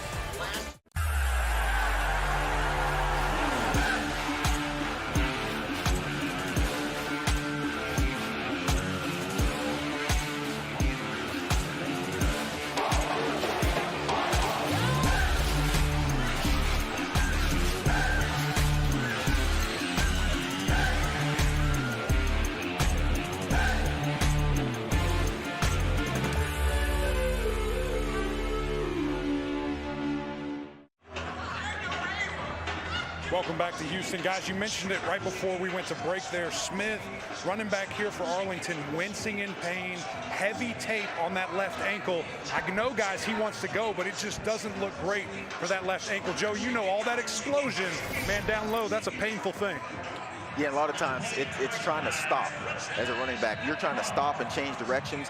That's when it puts a lot of pressure on that ankle. Hopefully he can get back in this game, because he's been a key for that run game. And that offensive line blocking the way they are, they need Smith to finish this out. 5 TDs in the last 3 games for Smith. He is pivotal. Here's Borghi on 1st down. Brought down by Donald Payne, one of the best defensive players. Flag on the play.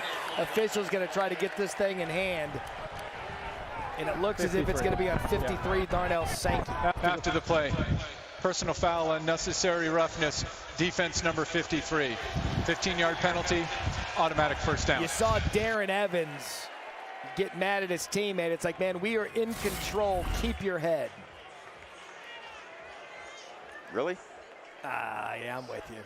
What do you do, push him too hard? No! You can't call that! I agree with Stoops. I'm kind of with Stoops on that one, yep. Oh! All right. 1st and 10. Borghi met immediately by Arlington's defense. For those of you who would like to watch the Skycast of tonight's game with Skycam as the primary angle, plus replays from the main broadcast, that version is available on ESPN+.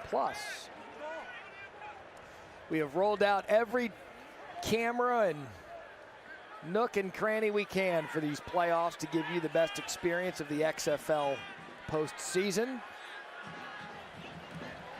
Go! All right. 2nd and 6. McDonald the play fake. Gonna take a shot. Winds up. Incomplete.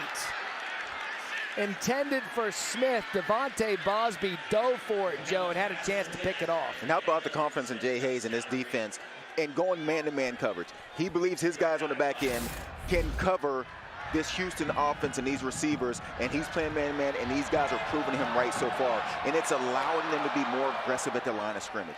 If you're going man-to-man on the back end, you can bring those safeties down. You can be aggressive with those linebackers. It's working out for Arlington so far. Jay Hayes, the defensive coordinator. His brother, John Hayes, the offensive coordinator.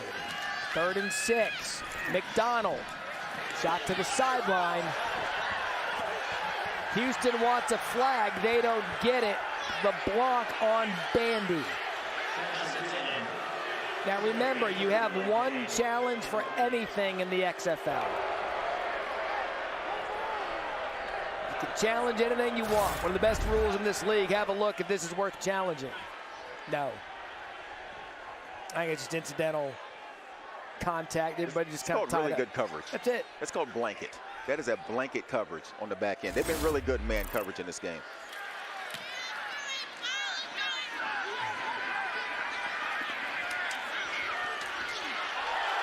Ball's out. Recovered by Houston. Could that be the momentum we need in this game?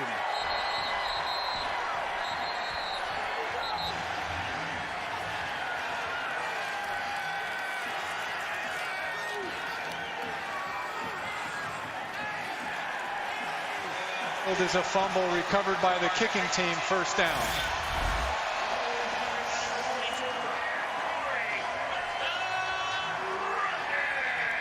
So that was Tyler Vaughn's in to return the punt. And the fumble recovery by Brian Corey, the snapper. Joey, that's the break Houston needed because they haven't been able to do anything.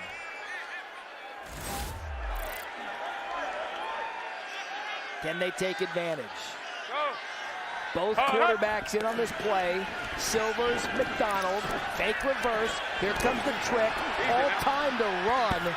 And McDonald's going to get a big gain on 1st down and get a 1st down, gain of 13. Now it's tough to run a trick play when the other team's playing man-to-man coverage because you're not fooling anybody. They're not looking in the backfield to find out who you fake the ball to. They're running with their man. It's great coverage on the back end and a nice play by McDonald getting a 1st down, but it's tough to run those kind of plays when the team you're going against is just playing man-to-man coverage. What a sequence. Houston gets the special teams turnover.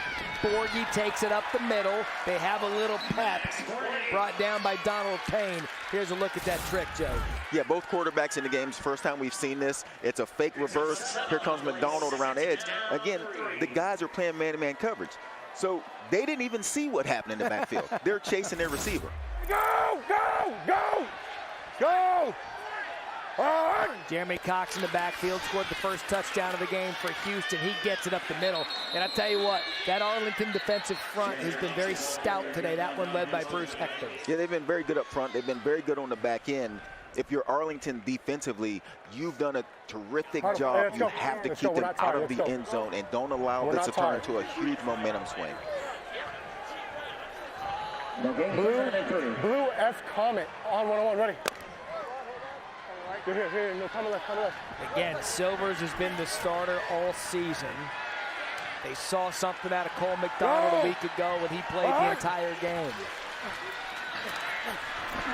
Has to pull it down, and he's brought down. That was Hector again. I can't say enough how good they've been on the back end playing man-to-man coverage. Coach told us they were going to play some man in this game. They've seen Seattle, they've seen San Antonio do it. They went back and watched that film and figured out it was the man coverage that slowed down this Houston offense, and Arlington is executing it perfectly. A loss of 7 on 3rd down, so Austin Jones going to come out to try to get some points off the turnover and a field goal attempt of 32 yards.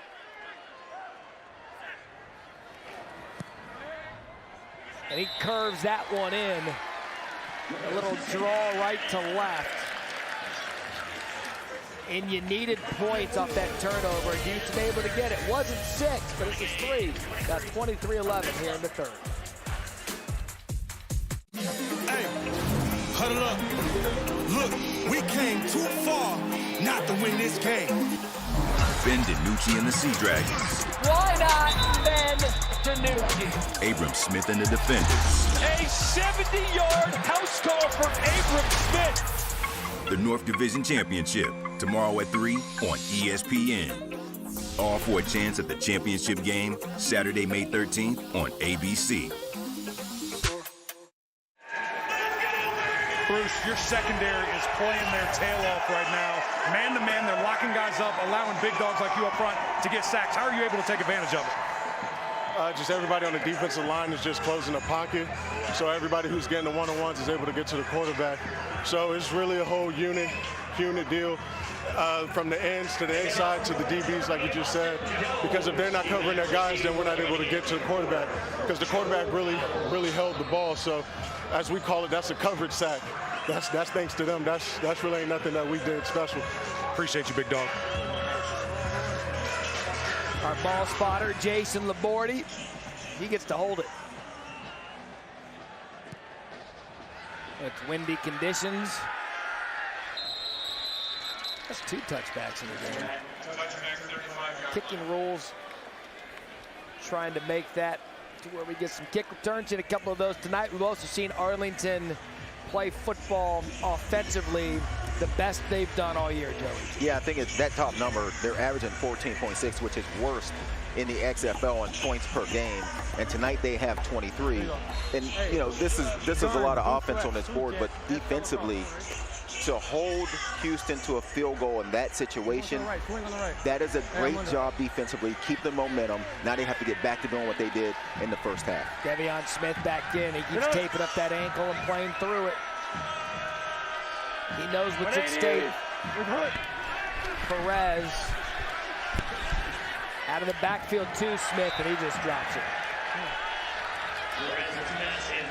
So I had mentioned John Hayes, the offensive coordinator, Jay Hayes, the defensive coordinator. They are brothers, and you know how good our access is in this league. Well, John on the left got caught cussing on camera. 3 week. Jay called Mom and said, "Mom, it wasn't me. It was John that was caught cussing during the live broadcast." So John had to call Mom and apologize for using the bad word on television. That's Vaughn's big play. Arlington and Vaughn's. John not cussing there because he dialed up a good one, and Perez takes advantage. Gain of 25. Here go the Renegades. Once again, keeping this Houston defense on its heels. The play fake, because they ran it so well, because they gained 80 yards of rushing in that first half, the defense of Houston has to respect that play fake, opening up the slant behind the linebackers. Joey, what if I told you Sal Cannella one catch for 10 yards, and it's 23-11 Arlington? Oh, that's a big football hit. C.J. Brewer just leveled Devion Smith. That's Brewer believing that the handoff was going to happen. There was a play fake the play before. This time, he's selling out. He's doing his, this is assignment football. I'm going to make sure I close down this gap.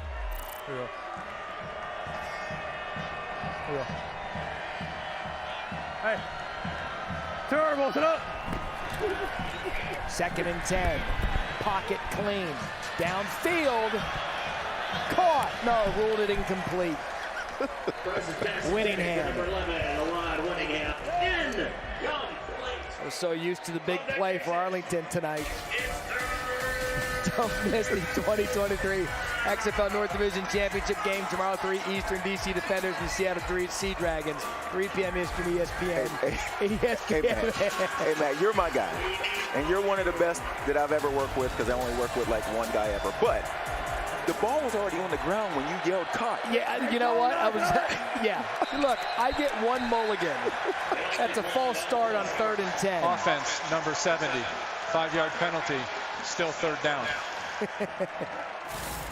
I get $1. Here it is. No, see, look, it was caught. No. That's what I called it. By the time you yelled caught, no. Everybody saw the ball on the ground. I didn't see it scored out the back. I know. You know what? I'm taking my mulligan back. That was a catch. Until it wasn't. 3rd and 15. It's a big turning point here. Houston got the turnover, got the field goal. Now they've got him pinned. 3rd and 15. Hey, all go. Hey, right here. All go here. Play clock at 2. Snap off. Perez.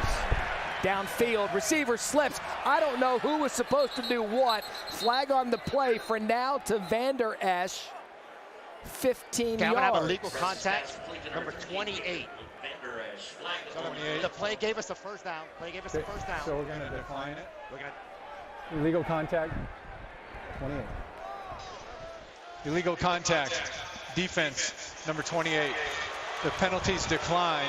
The result of the play is a first down. How about that conversion? See, a lot of times in football, the difference between teams that win games and teams that lose games are these kind of plays.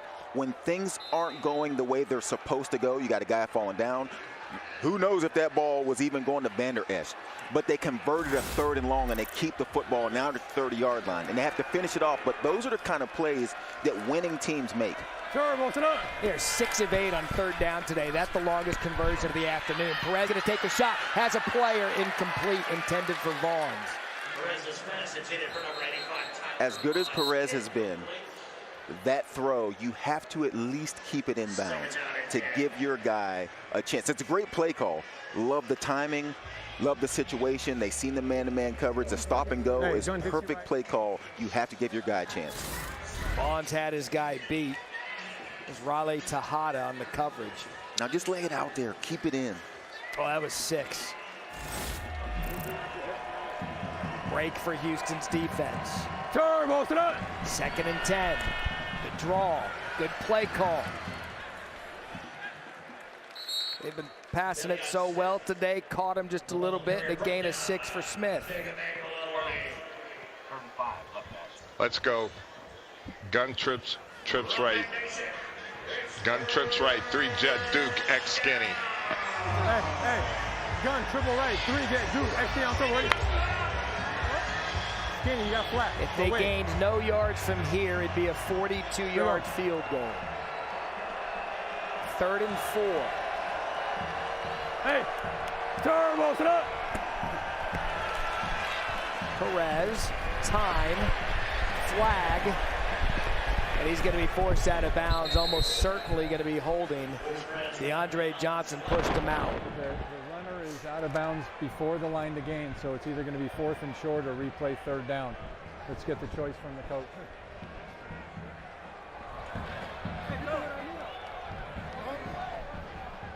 Jim, 77 or 73? Holding. Offense. Number 73. 10-yard penalty. Replay 3rd down. So, Joey, they elect to replay it. Interesting.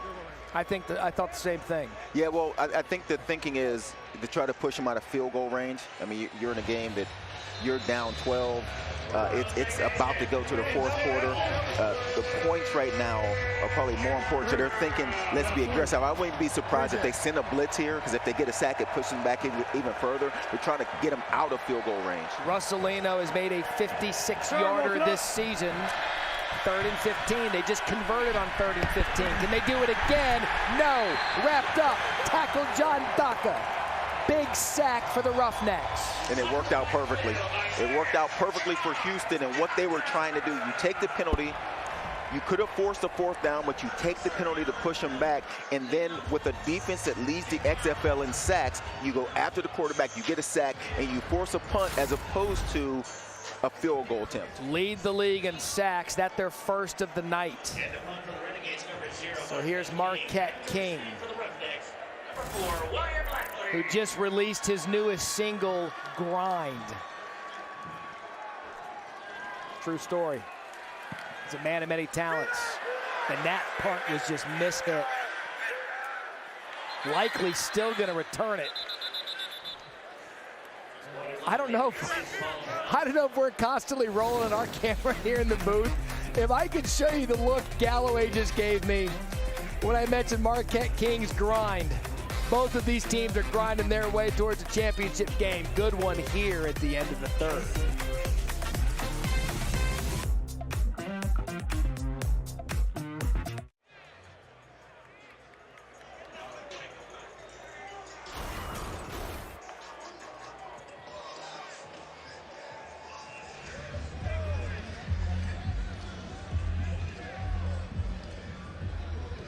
Welcome back. Start of the 4th quarter here in Houston.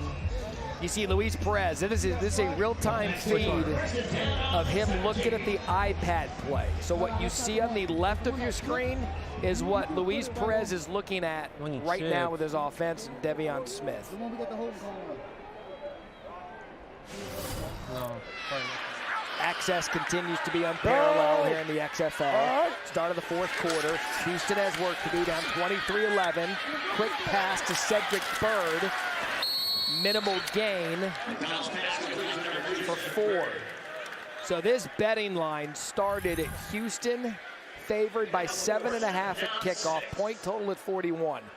Joey, at halftime, it flipped to 6.5 Arlington. That is a 13-point swing in the half by the halftime. I believe the point spread, by the way, by halftime. That's Burnett in first down. Yeah, and I think everybody, including Vegas, is surprised by the way this Arlington offense has played.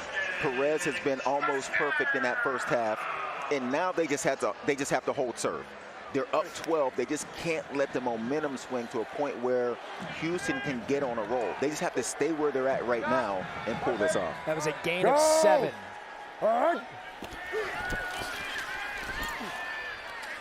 Incomplete. Justin Smith jumped before he caught it.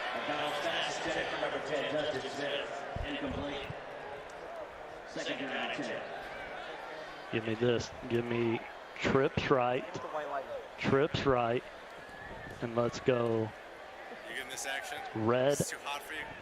Z slide. Red Z slide. Trips right, red. Trips right, red. I want You red. know what I'm doing back at the show? Cat. Go! All right. 2nd and 10 for McDonald. Quick shot, good read. Michael Bandy there.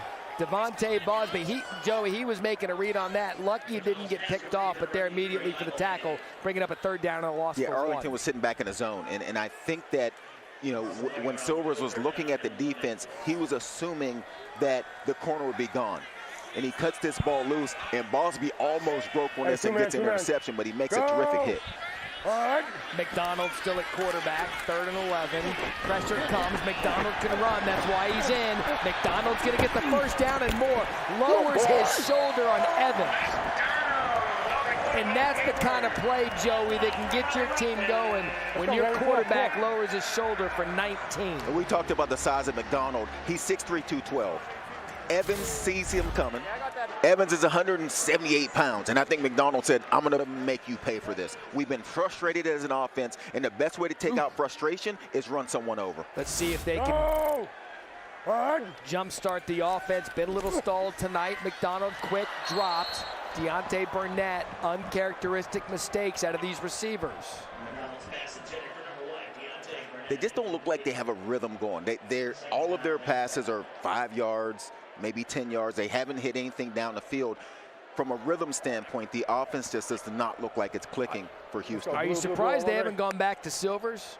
I mean, it's been Cole McDonald since really the midway through the first quarter. I think when we sat down and talked to A.J. Smith, he felt really good about McDonald and the way he could operate this offense because he can run all of the plays. I think that has something to do with him staying in this game. Hit hard. Willie Taylor. I mean, you heard the hit. Bring it up 3rd down again. A.J. Smith's play sheet has a block of plays that only McDonald is in for, and those are his plays, and Silvers can't run them. But the entire play sheet, McDonald can run. Right. So I think it just gives you more options. 4 for 10 on 3rd down tonight. And the Renegades are going to use a timeout. Their first of the half.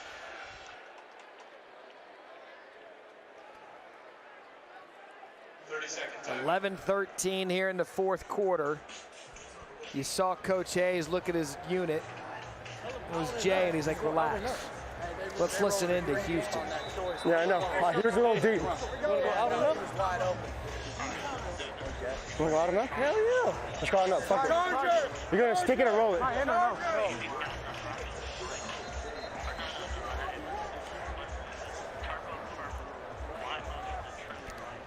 Is there a time when a receiver doesn't think they're wide open? Deontay Burnett said, I'm wide open. Yeah, well, I mean, make a good pass, and we catch it, and that Yeah, means it's wide gonna be a open. big play. Let's go. But he doesn't want an out and up. He's asking for a double move. Blue check on one, ready. Arlington is playing a lot of man-to-man coverage on the back end and doing it very well. So receivers asking for a double move to sort of create some separation. He's at the top of your screen. Come on, set. Got his man to himself. Let's see if McDonald Set. pays it off. 3rd and 10. All right. Pressure comes. McDonald to Bird. Incomplete. Crayvon LeBlanc has had a nice afternoon. And Joey Perez and the Arlington offense getting all the credit, but this defense came to play. Wow, that's an incredible play. Last moment, see, people get upset when defensive backs keep their eyes on the receiver and the ball, they don't see the ball. That's a terrific play because he kept his eyes on the receiver until the last moment. When the receiver looked, he looked, and LeBlanc made a nice play, get his hand on that ball. Joe Powell at his 10. A fair catch, which is where Perez and Arlington will have the ball. Up 23-11 here in the 4th. Time now to take a look at our game flow, brought to you by Progressive.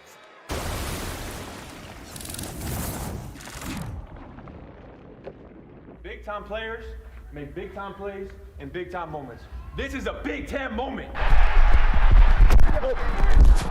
Oh, great job, Luis. Oh, yeah. Yes, sir.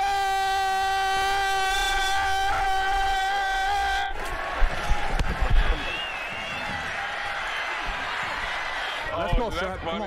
Come on. No, hey, this game's not even close to being over. What a game it's been for Luis Perez, trying to pull the upset. He'll start this possession on the sidelines. Kelly Bryant in at quarterback. You have to think run here. 3 running backs in the backfield. That's exactly what they do. Keep it on the ground with Smith. Didn't fool Houston. Brought down by Ellerby. Damian Smith, the ball carrier, brought down by Trayvon Mason.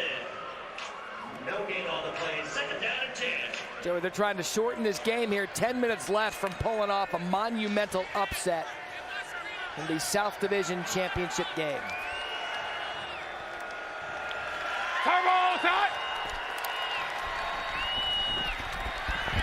Bryant showed option, keeps it. Doc on the tackle and a gain of 5, bringing up 3rd down. Any chance he was pitching that ball. You just don't want to make a mistake in this situation. And now they go back to Perez on a 3rd and 5, which makes sense. Perez has played well. But I think in that situation, it was a quarterback run. You don't want to make a mistake. Start of playoff weekend here in the XFL North Championship game. Tomorrow, 3 Eastern, ESPN. Over the ball. Don't move. Long way to go in this one.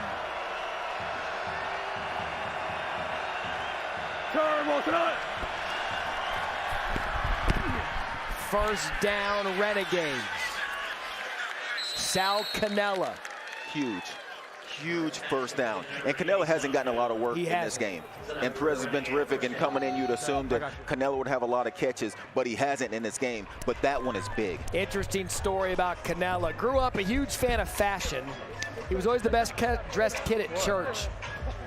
Started to wear different clothes. His mom's like, Sal, if you're going to be so fashion forward, I'm not going to buy you clothes. You're going to have to learn to sew your own clothes on my sewing machine. So he did. Learned to make his own clothes. Now has his own clothing line. He said his goal in life was to play football and own a fashion line. And he's done that. It must be good stuff because it's expensive.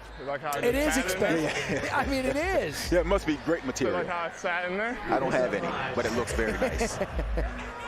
He just started making clothes with a sewing machine, and now I mean, the stuff looks very nice. It does. Maybe he calls it designer streetwear. For the higher income crowd. Played his college ball at Auburn after a stint in community college. 180. Wait, hut. 2nd and 5. What a grab by Javonte Payton. Not only does he make the catch, he gets some yak. Hendy brings him down at a gain of 13. That's when you know things are going your way. Yeah, and this is what they didn't do all season long. This is why they averaged 14 points, because they didn't make these kind of plays. And right now they are clicking. And I think a lot of this has to do with this is Perez's 4th start. And so, again, you come to a team in the back half of the season when things are already set, things are already going in a certain direction, and you have to sort of change that. You have to be a great leader to change that. And I think it's starting to see, you're starting to see the work that he's put in working with these guys, and this offense is now clicking. And Smith's going to take advantage of the pass, loosening up that defense. NBA playoff doubleheader lined up tomorrow. ABC Game 1 Eastern Conference semis. What a great matchup between the Heat and Knicks. 1 p.m. Eastern, then a Game 7 between the Warriors and Kings. It all tips off NBA Countdown. Noon Eastern, ESPN2 continues on ABC at 12:30. See, those games are at 1 and 3:30. You can stay up for those. I know those late games. No, well, you know it's you've killing gone me. to bed. I have, because the Phoenix Suns, the team of my youth, out west playing late. 2nd and 4. Now they go to the ground. Chauncey Rivers on the tackle. And a big 3rd down in this game. The Renegades do not make the line to game. Roughneck Nation.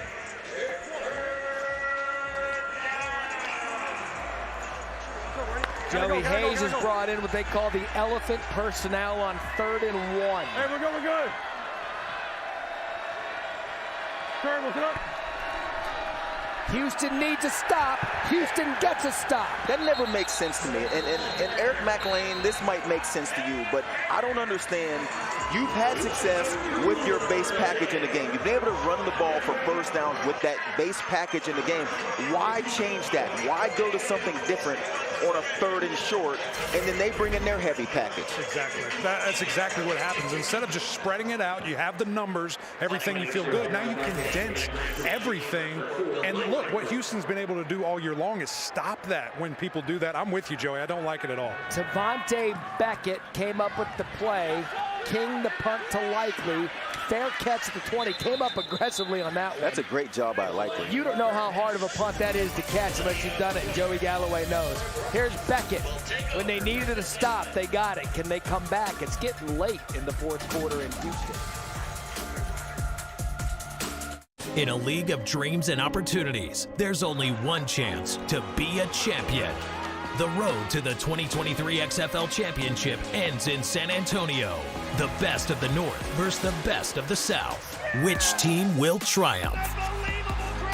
Take it to the house. Show with the burner. Intercepted. Touchdown. The 2023 XFL Championship game. Saturday, May 13th at the Alamo Dome. Tickets on sale now. Visit Ticketmaster or xfl.com/tickets. Welcome back to Houston, where the Roughnecks are trying to pull off a comeback against the Renegades. I'm here with linebacker Tavante Beckett. And Tavante, you came up with a key stop there. How can this defense help to get this team back on track in this game? It's just important to get an offense more opportunities. 5 minutes, 22 seconds left, so quick 3 and out, get an offense more chances to score the ball. And in this situation, that's the best. Best thing for us to do is just try to get the ball into the offense as much as we can. And here they go, taking a shot. It's intercepted. Devontae Bosby. Could that have sent Arlington to the championship game? Arlington has created a turnover in every game they've played in this season. How impressive has this defense been? They lead the XFL in interceptions, and their defense comes up big. This isn't the time to take that shot, because now their defense is realizing, hey, we're up 12. There's 5 minutes left. They have to take these shots. Great play on the back end and great defensive call. Joey, this team, 7.5-point underdogs, came into this game having lost 4 of their last 5. No momentum to speak of. Coach Stoops said they got a puncher's chance. There are people who thought at 4-6 they don't even belong in the playoffs. And here they are on the doorstep of winning the South Division Championship. Here we go. In a league built on second chances, Arlington's getting theirs in the playoffs. Smith on first down, tackled by Trent Harris. Just the beginning of XFL playoff weekend. If tomorrow's anything like today, buckle up. Seattle and DC, 3 Eastern, ESPN, ESPN Deportes, and ESPN Plus. Injured players, Trent Harris. Was it at 25 when they stopped? I can go very. It was at 25 when we shut it. Defense coordinator Brian Stewart told us when he was at DC with the Cowboys, they had the same situation. They beat the Giants twice in regular season, played them in the playoffs, and got smoked. And so he was nervous about this very situation. That beating a team 3 times in a season is tough to do because your players believe that the same thing that happened the first 2 times is going to happen the 3rd time, and it never happens. 13-3 that year, #1 seed in the NFC. And that was the infamous Cabo trip for the Dallas Cowboys. Look at that fella. Attendance tonight, 13,568 strong. Look at those meatheads. That's exactly what I guessed. I mean, this has been a heck of a crowd. They've been treated to a heck of a football game, even though we're at Houston and their team hasn't been the same, but a great crowd and a great game. A big thanks to all 13,568 in attendance tonight. And a big thanks to all the fans across the XFL who have come out and supported their teams throughout the season. That was Smith, brought down by Mason. And now these Roughnecks fans, hoping for a miracle here with 4:20 left. 3rd and 3, Joey. Yeah, and they're hoping for a stop right here.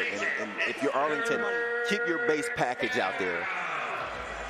The clock runs whether it's a run or a pass, so that, you know, with the rules in the XFL, if it's an incomplete pass, the clock still runs unless it's inside 2 minutes. So that's not a concern here. You can go either one, but this is a huge play for both sides. Gotta go. Turn, open up. Can Perez put it away? He takes it with his feet, and Luis Perez, that could be an additional 15. No flag thrown. I'm actually really surprised there wasn't a flag thrown on that. He's got the right to challenge it. And there's an injured player for Houston. But how fitting Perez picks up the biggest 3rd down of the game by himself. Oh, AJ, come on, man. You heard that exchange between Perez, looks at AJ Hendy, he's like, AJ, come on. And Perez is thinking, I got another game to play. They're thinking, we got to close this out. 3 minutes and 36 seconds left. We're on the verge of winning this thing. I'm surprised Stoops isn't challenging. I'm going to take advantage of this with Dean Blandino. So, Dean, if Stoops were to challenge this, what would you do? We're setting it up. To me, it is a foul. I do believe that it was an early slide, and we're always asking our ball carriers, especially our quarterbacks, to get down early. I thought Perez did, and the defender wasn't committed, and it was forcible contact. So if Coach Stoops did challenge, we would add the foul. Okay. Dean, thank you. We don't have too many in the huddle, do we? See, this is interesting. Say there's someone at home that has Coach Stoops' phone number. Shoot him a text. No. That's what you know that happens in golf, where the guy on his couch calls it a penalty. It can happen in football. That's what's good about the XFL.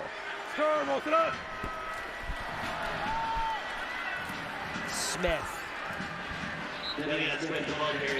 3 minutes left in this game. Arlington close to staying in Texas for the championship May 13th in San Antonio. Wade has 3 timeouts, elects not to use them ahead of the 2-minute warning.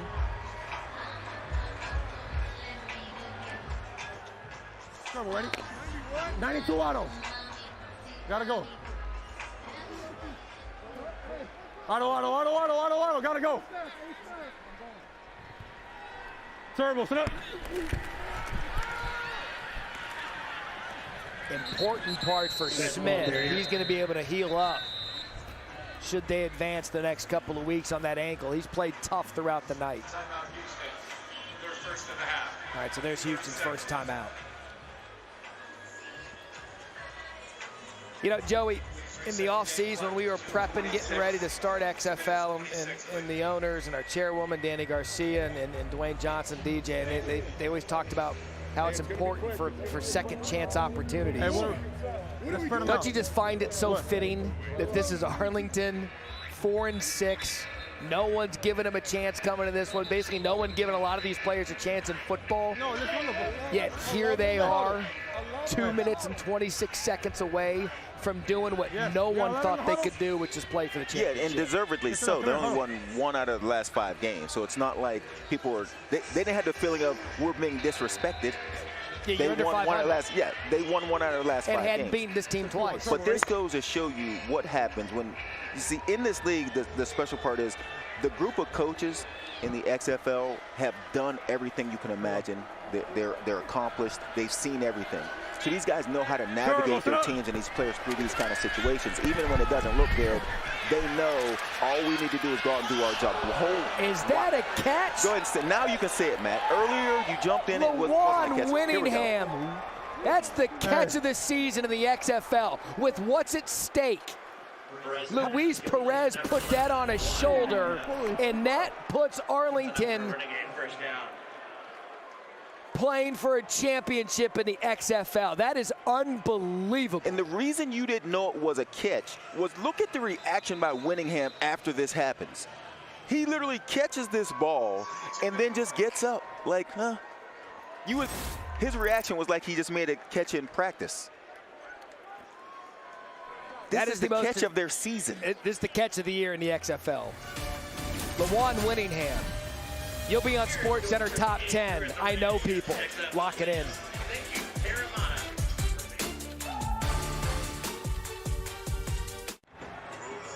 NFL Draft, NBA, NHL, MLB, UFC coming up on SportsCenter. And Kevin Connors and Michael Eaves are hosting SportsCenter coming up next. Guys, if this play isn't in SportsCenter's Top 10, it is an injustice to the greatest franchise in sports television, which is the SC Top 10. I expect it to be in there. Perez even agrees. Catch of the year in the XFL.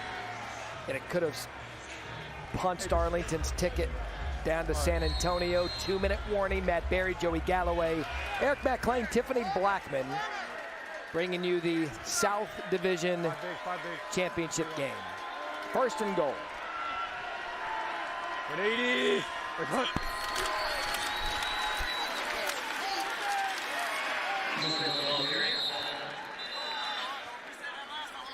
Houston calls their second timeout.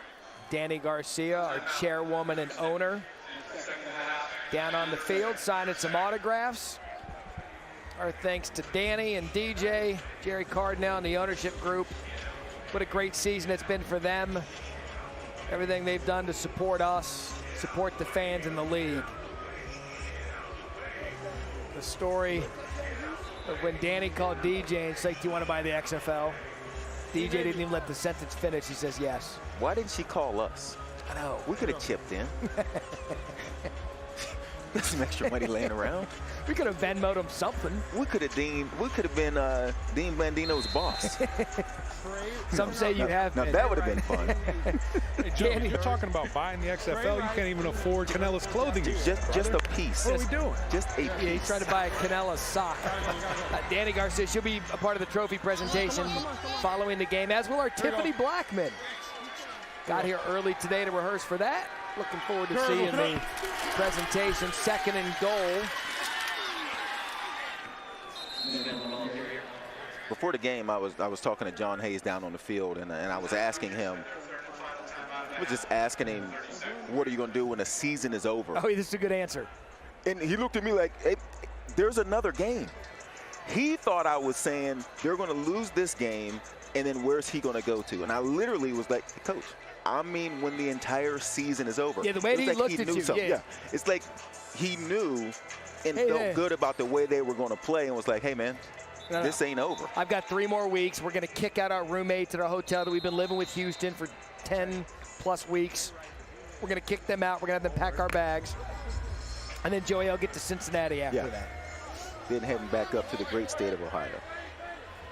OH? Yeah. You didn't say IO. Yeah, that's because you're a Sun Devil. 180. Third and goal. Smith first down, right? If that was a third and goal, I don't know why they think they've got a first down.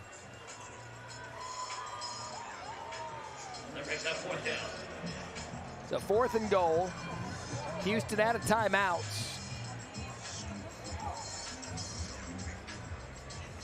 Arlington will let this run all the way down. They'll bang their timeout.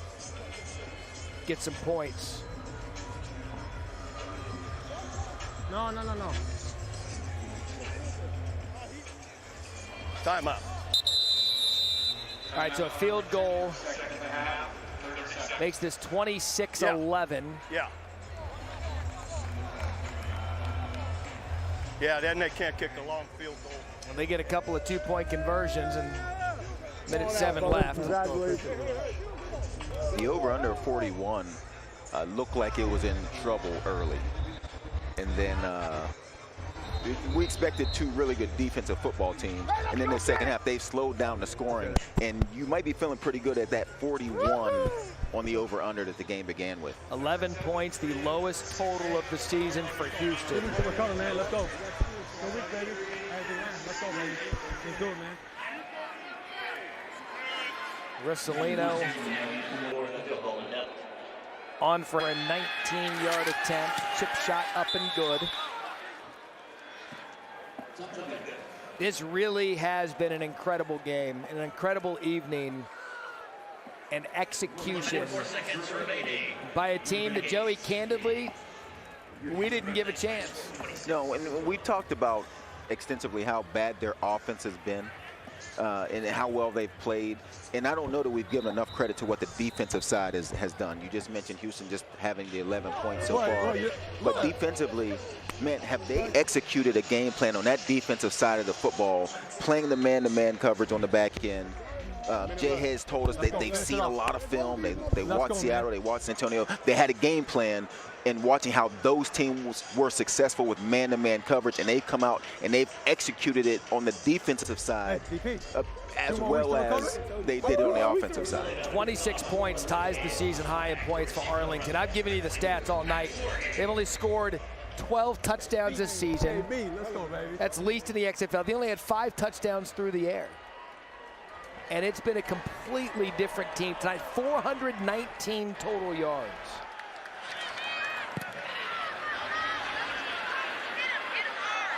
Borghi running start, it is 10.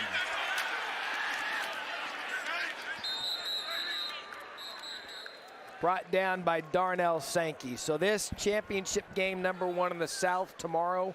Championship game number 2 in the North. The Seattle Sea Dragons got in by a tiebreaker a week ago. They'll take on the DC Defenders, who for most of the season, Joey, have been the best team in the league record-wise. They really have, and they've been fun to watch. And I've said this earlier, it's amazing when you've watched this league and this season, how good the football has become. These teams have only improved as the season has gone along.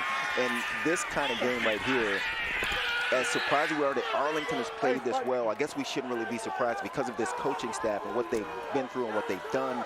It's not a surprise to see Coach Stoops, the Hayes brothers, Chuck Long get a team to play this kind of football. A sack there and a loss of 4. Loosen up! Loosen up a little! Get out of bounds! Another funny exchange pregame.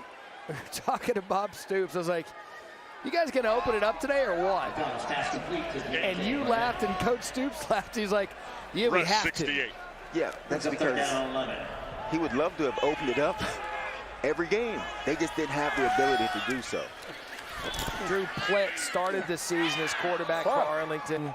March 28th, the trade for Luis Perez that is ultimately going to be the reason that they're in the championship game.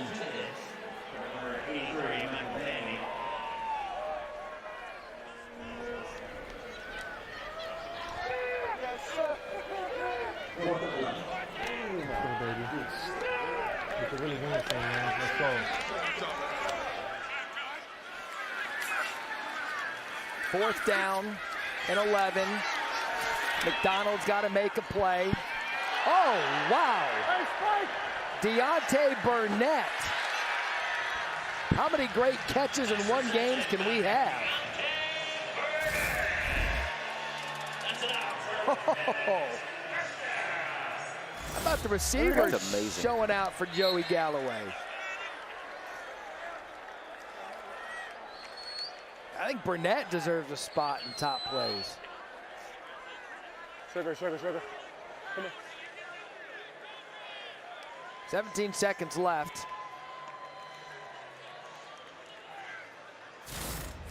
I'm going to look at this.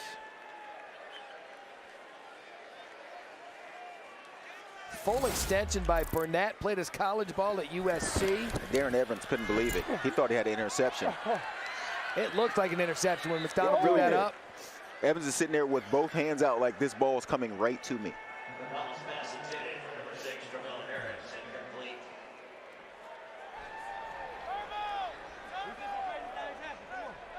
Wade Phillips and his team, they won every game against division opponents this year in the South. 4-1 at home. They've beaten this team twice by an average of 12.5 points. And today, the Arlington Renegades are going to eliminate his team from the playoffs.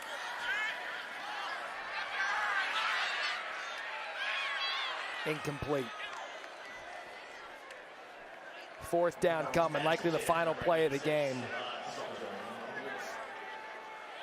The sidelines are going to be partying now. They've got the championship T-shirts out. Handing out the T-shirts. McLean is not getting one for us. This really is an improbable ending to a season at 4-6. Joey, you can't candy coat it. It hasn't been great. One more game. No, they won one of their last 5. Let's go, And they're playing for They the limped in here. They're playing for the XFL championship.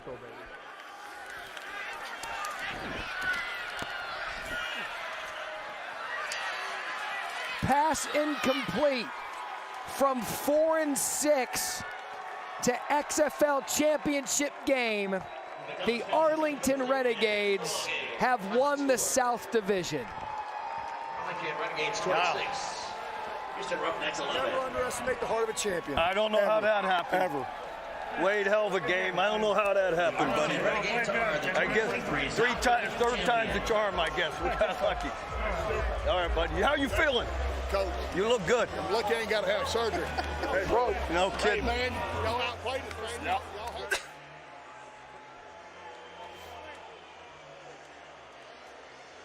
Yeah, man. Thank you. This is the South Division champions. You can scan the QR code on the video. Appreciate it, Coach. Renegades on locker room championship team. Appreciate you, bro. XFL shop. Coming out with it. I know. Appreciate you, man. Appreciate it. Cole McDonald on the losing end of this one, the 4th start of the season for Arlington for Luis Perez. Yeah. Do me a favor.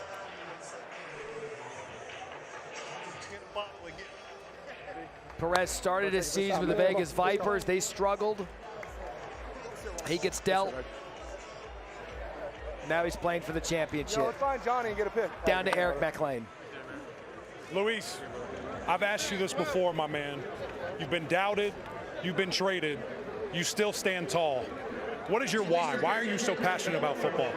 I love the game. I do it for the people that believe in me, not for the doubters. And my family's here in the stands, and I do it for them. And I'm excited, and we got one more to go. I asked you about this after that first drive.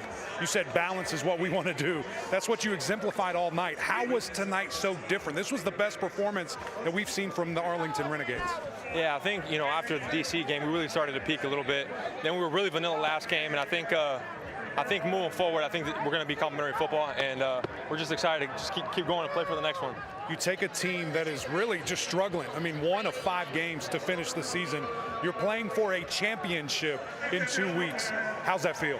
Yeah, it's an unbelievable feeling. I thank Coach Stoops for making the move to come get me, and I'm excited. I'm going to prove him right. Appreciate you, man. Great job. Eric and Luis, thank you so much. Okay. I say go Hawks to him every day. You heard Bob Stoops say it. Big Michael! Yeah! Coach, how about that? Huh? He said, I don't know how that happened. One of the things Bob Stoops told us throughout the week, he said, that this season is now finished. I've been able to get to all 10 games in a playoff. I've been able to get to know my players better. Yeah. I've been able to get these relationships and grow them. And you're seeing the reaction of it down here, that a 4-6 team that people left for no chance. Luis Perez on a bad team to start the year. He gets his second chance, and here they are playing for a championship. Yeah, and make no mistake about it, as we listen to Coach Stoops, he's like, I don't know how that happened. Because we talked about it, the season they've had, offensively they've struggled. Record-wise, they come in at 4-6. And then they play the best game that they played all year long against a playoff team with the best defense in the XFL. Offensively, they executed in the first half. In the second half, it was a defense. Held Houston to 3 points in that second half. And it's amazing how they just put a game together all at once that they hadn't been able to put together all season long. Joe, and I'll take it one step further. When these two teams have played twice this year, these games haven't been close. You know how we know that? We've called all three. Yeah, we've been there. We called the game in week 2. We called the game last week. We're here again tonight. Little by little, we've gotten better. So, all going good for you? And all right here? Okay. Again, so many things in sports have to work out, and cliches are a cliche for a reason. But how about this one coming to fruition tonight? It is so hard to beat a team 3 times. You and I looked at each other pregame. We're like, well, maybe in this one, Houston's just better. And Arlington at the right place at the right time. We wondered if Luis Perez was due for a breakout. The start of the game, going 75 yards with 10 plays and scoring a touchdown for Arlington. It felt like it woke the team up and said, this is what we're supposed to be. And offensively, they were amazing in that first half. It was 19 to 27, 289 yards, 3 touchdowns, over 400 yards total offense. All season highs, point total tied a season high. 23 points in the first half for a team that was averaging 14 points a game. I mean, it's an amazing night. Pre-Luis Perez, weeks 1 through 7, they were averaging 13.3 points a game. I've got Perez for a helmet sticker. Absolutely. And we got you for $1 for that.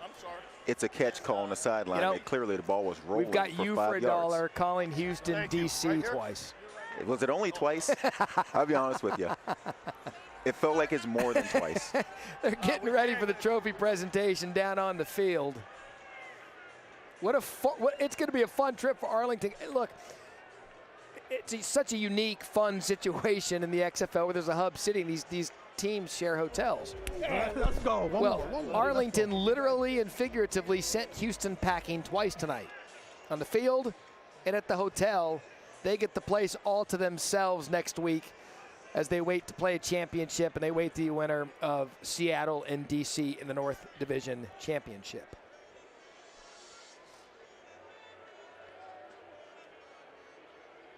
And talked about the Hayes brothers and the close-knit history of Bob Stoops, Chuck Long, former Iowa players, roots at OU when Bob was a Hall of Famer there. So an experienced head coach in one championship side, Reggie Barlow, Jim Haslett tomorrow night. Let's go down to Tiffany.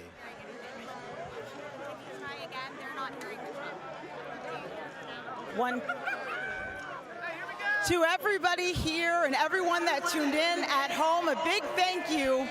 You all just watched an XFL South Division champion be crowned. A big congratulations to the Arlington Renegades in a tough-fought game against those Houston Roughnecks.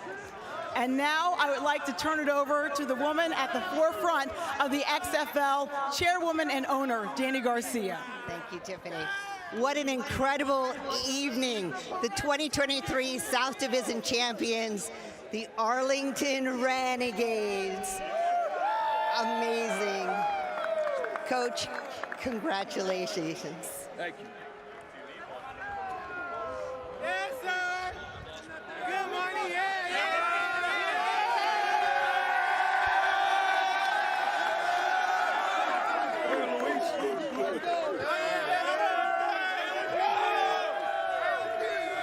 Congratulations, Coach Stoops. This team comes into this game viewed as the underdog. You have never beaten this Houston team before this season until tonight. How are you all able to do it to win the South Division? Yeah, you know what they say, 3 times is a charm, right? And, you know, as much as anything, long as you have a chance, that's all you can ask for. These guys had the chance to play, and we made the most of it tonight and won the game, the championship, the South Division when you needed to. You always have a chance when you have Luis Perez, your quarterback. You acquire him in a trade. This is only his 4th start, and Perez now comes in here to lead you guys to this title. How is he able to cement himself as a leader with this team? He's done a great job being a leader, galvanizing all the guys. We've improved every week with Luis, and all the coaches have done a great job working with these guys.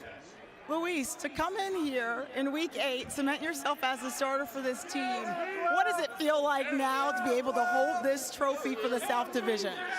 Yeah, I'm just grateful for the opportunity, man. You see these guys behind me, man. I can't do it without these guys. And, you know, our coach has done a great job putting us in position to win. And here we are today. Congratulations to the Renegades. Matt?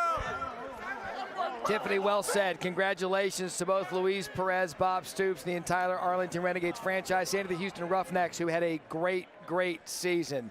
What a season it's been for our crew. Alex Farmatino produced it. The First State directed it. For Joey Galloway, I'm Matt Berry. Arlington headed to the XFL Championship to face the winner of tomorrow's North Division. What a season it's been for Luis Perez. They are headed to play for a title. We're headed to Bristol and Sports Center. Enjoy the rest of your weekend.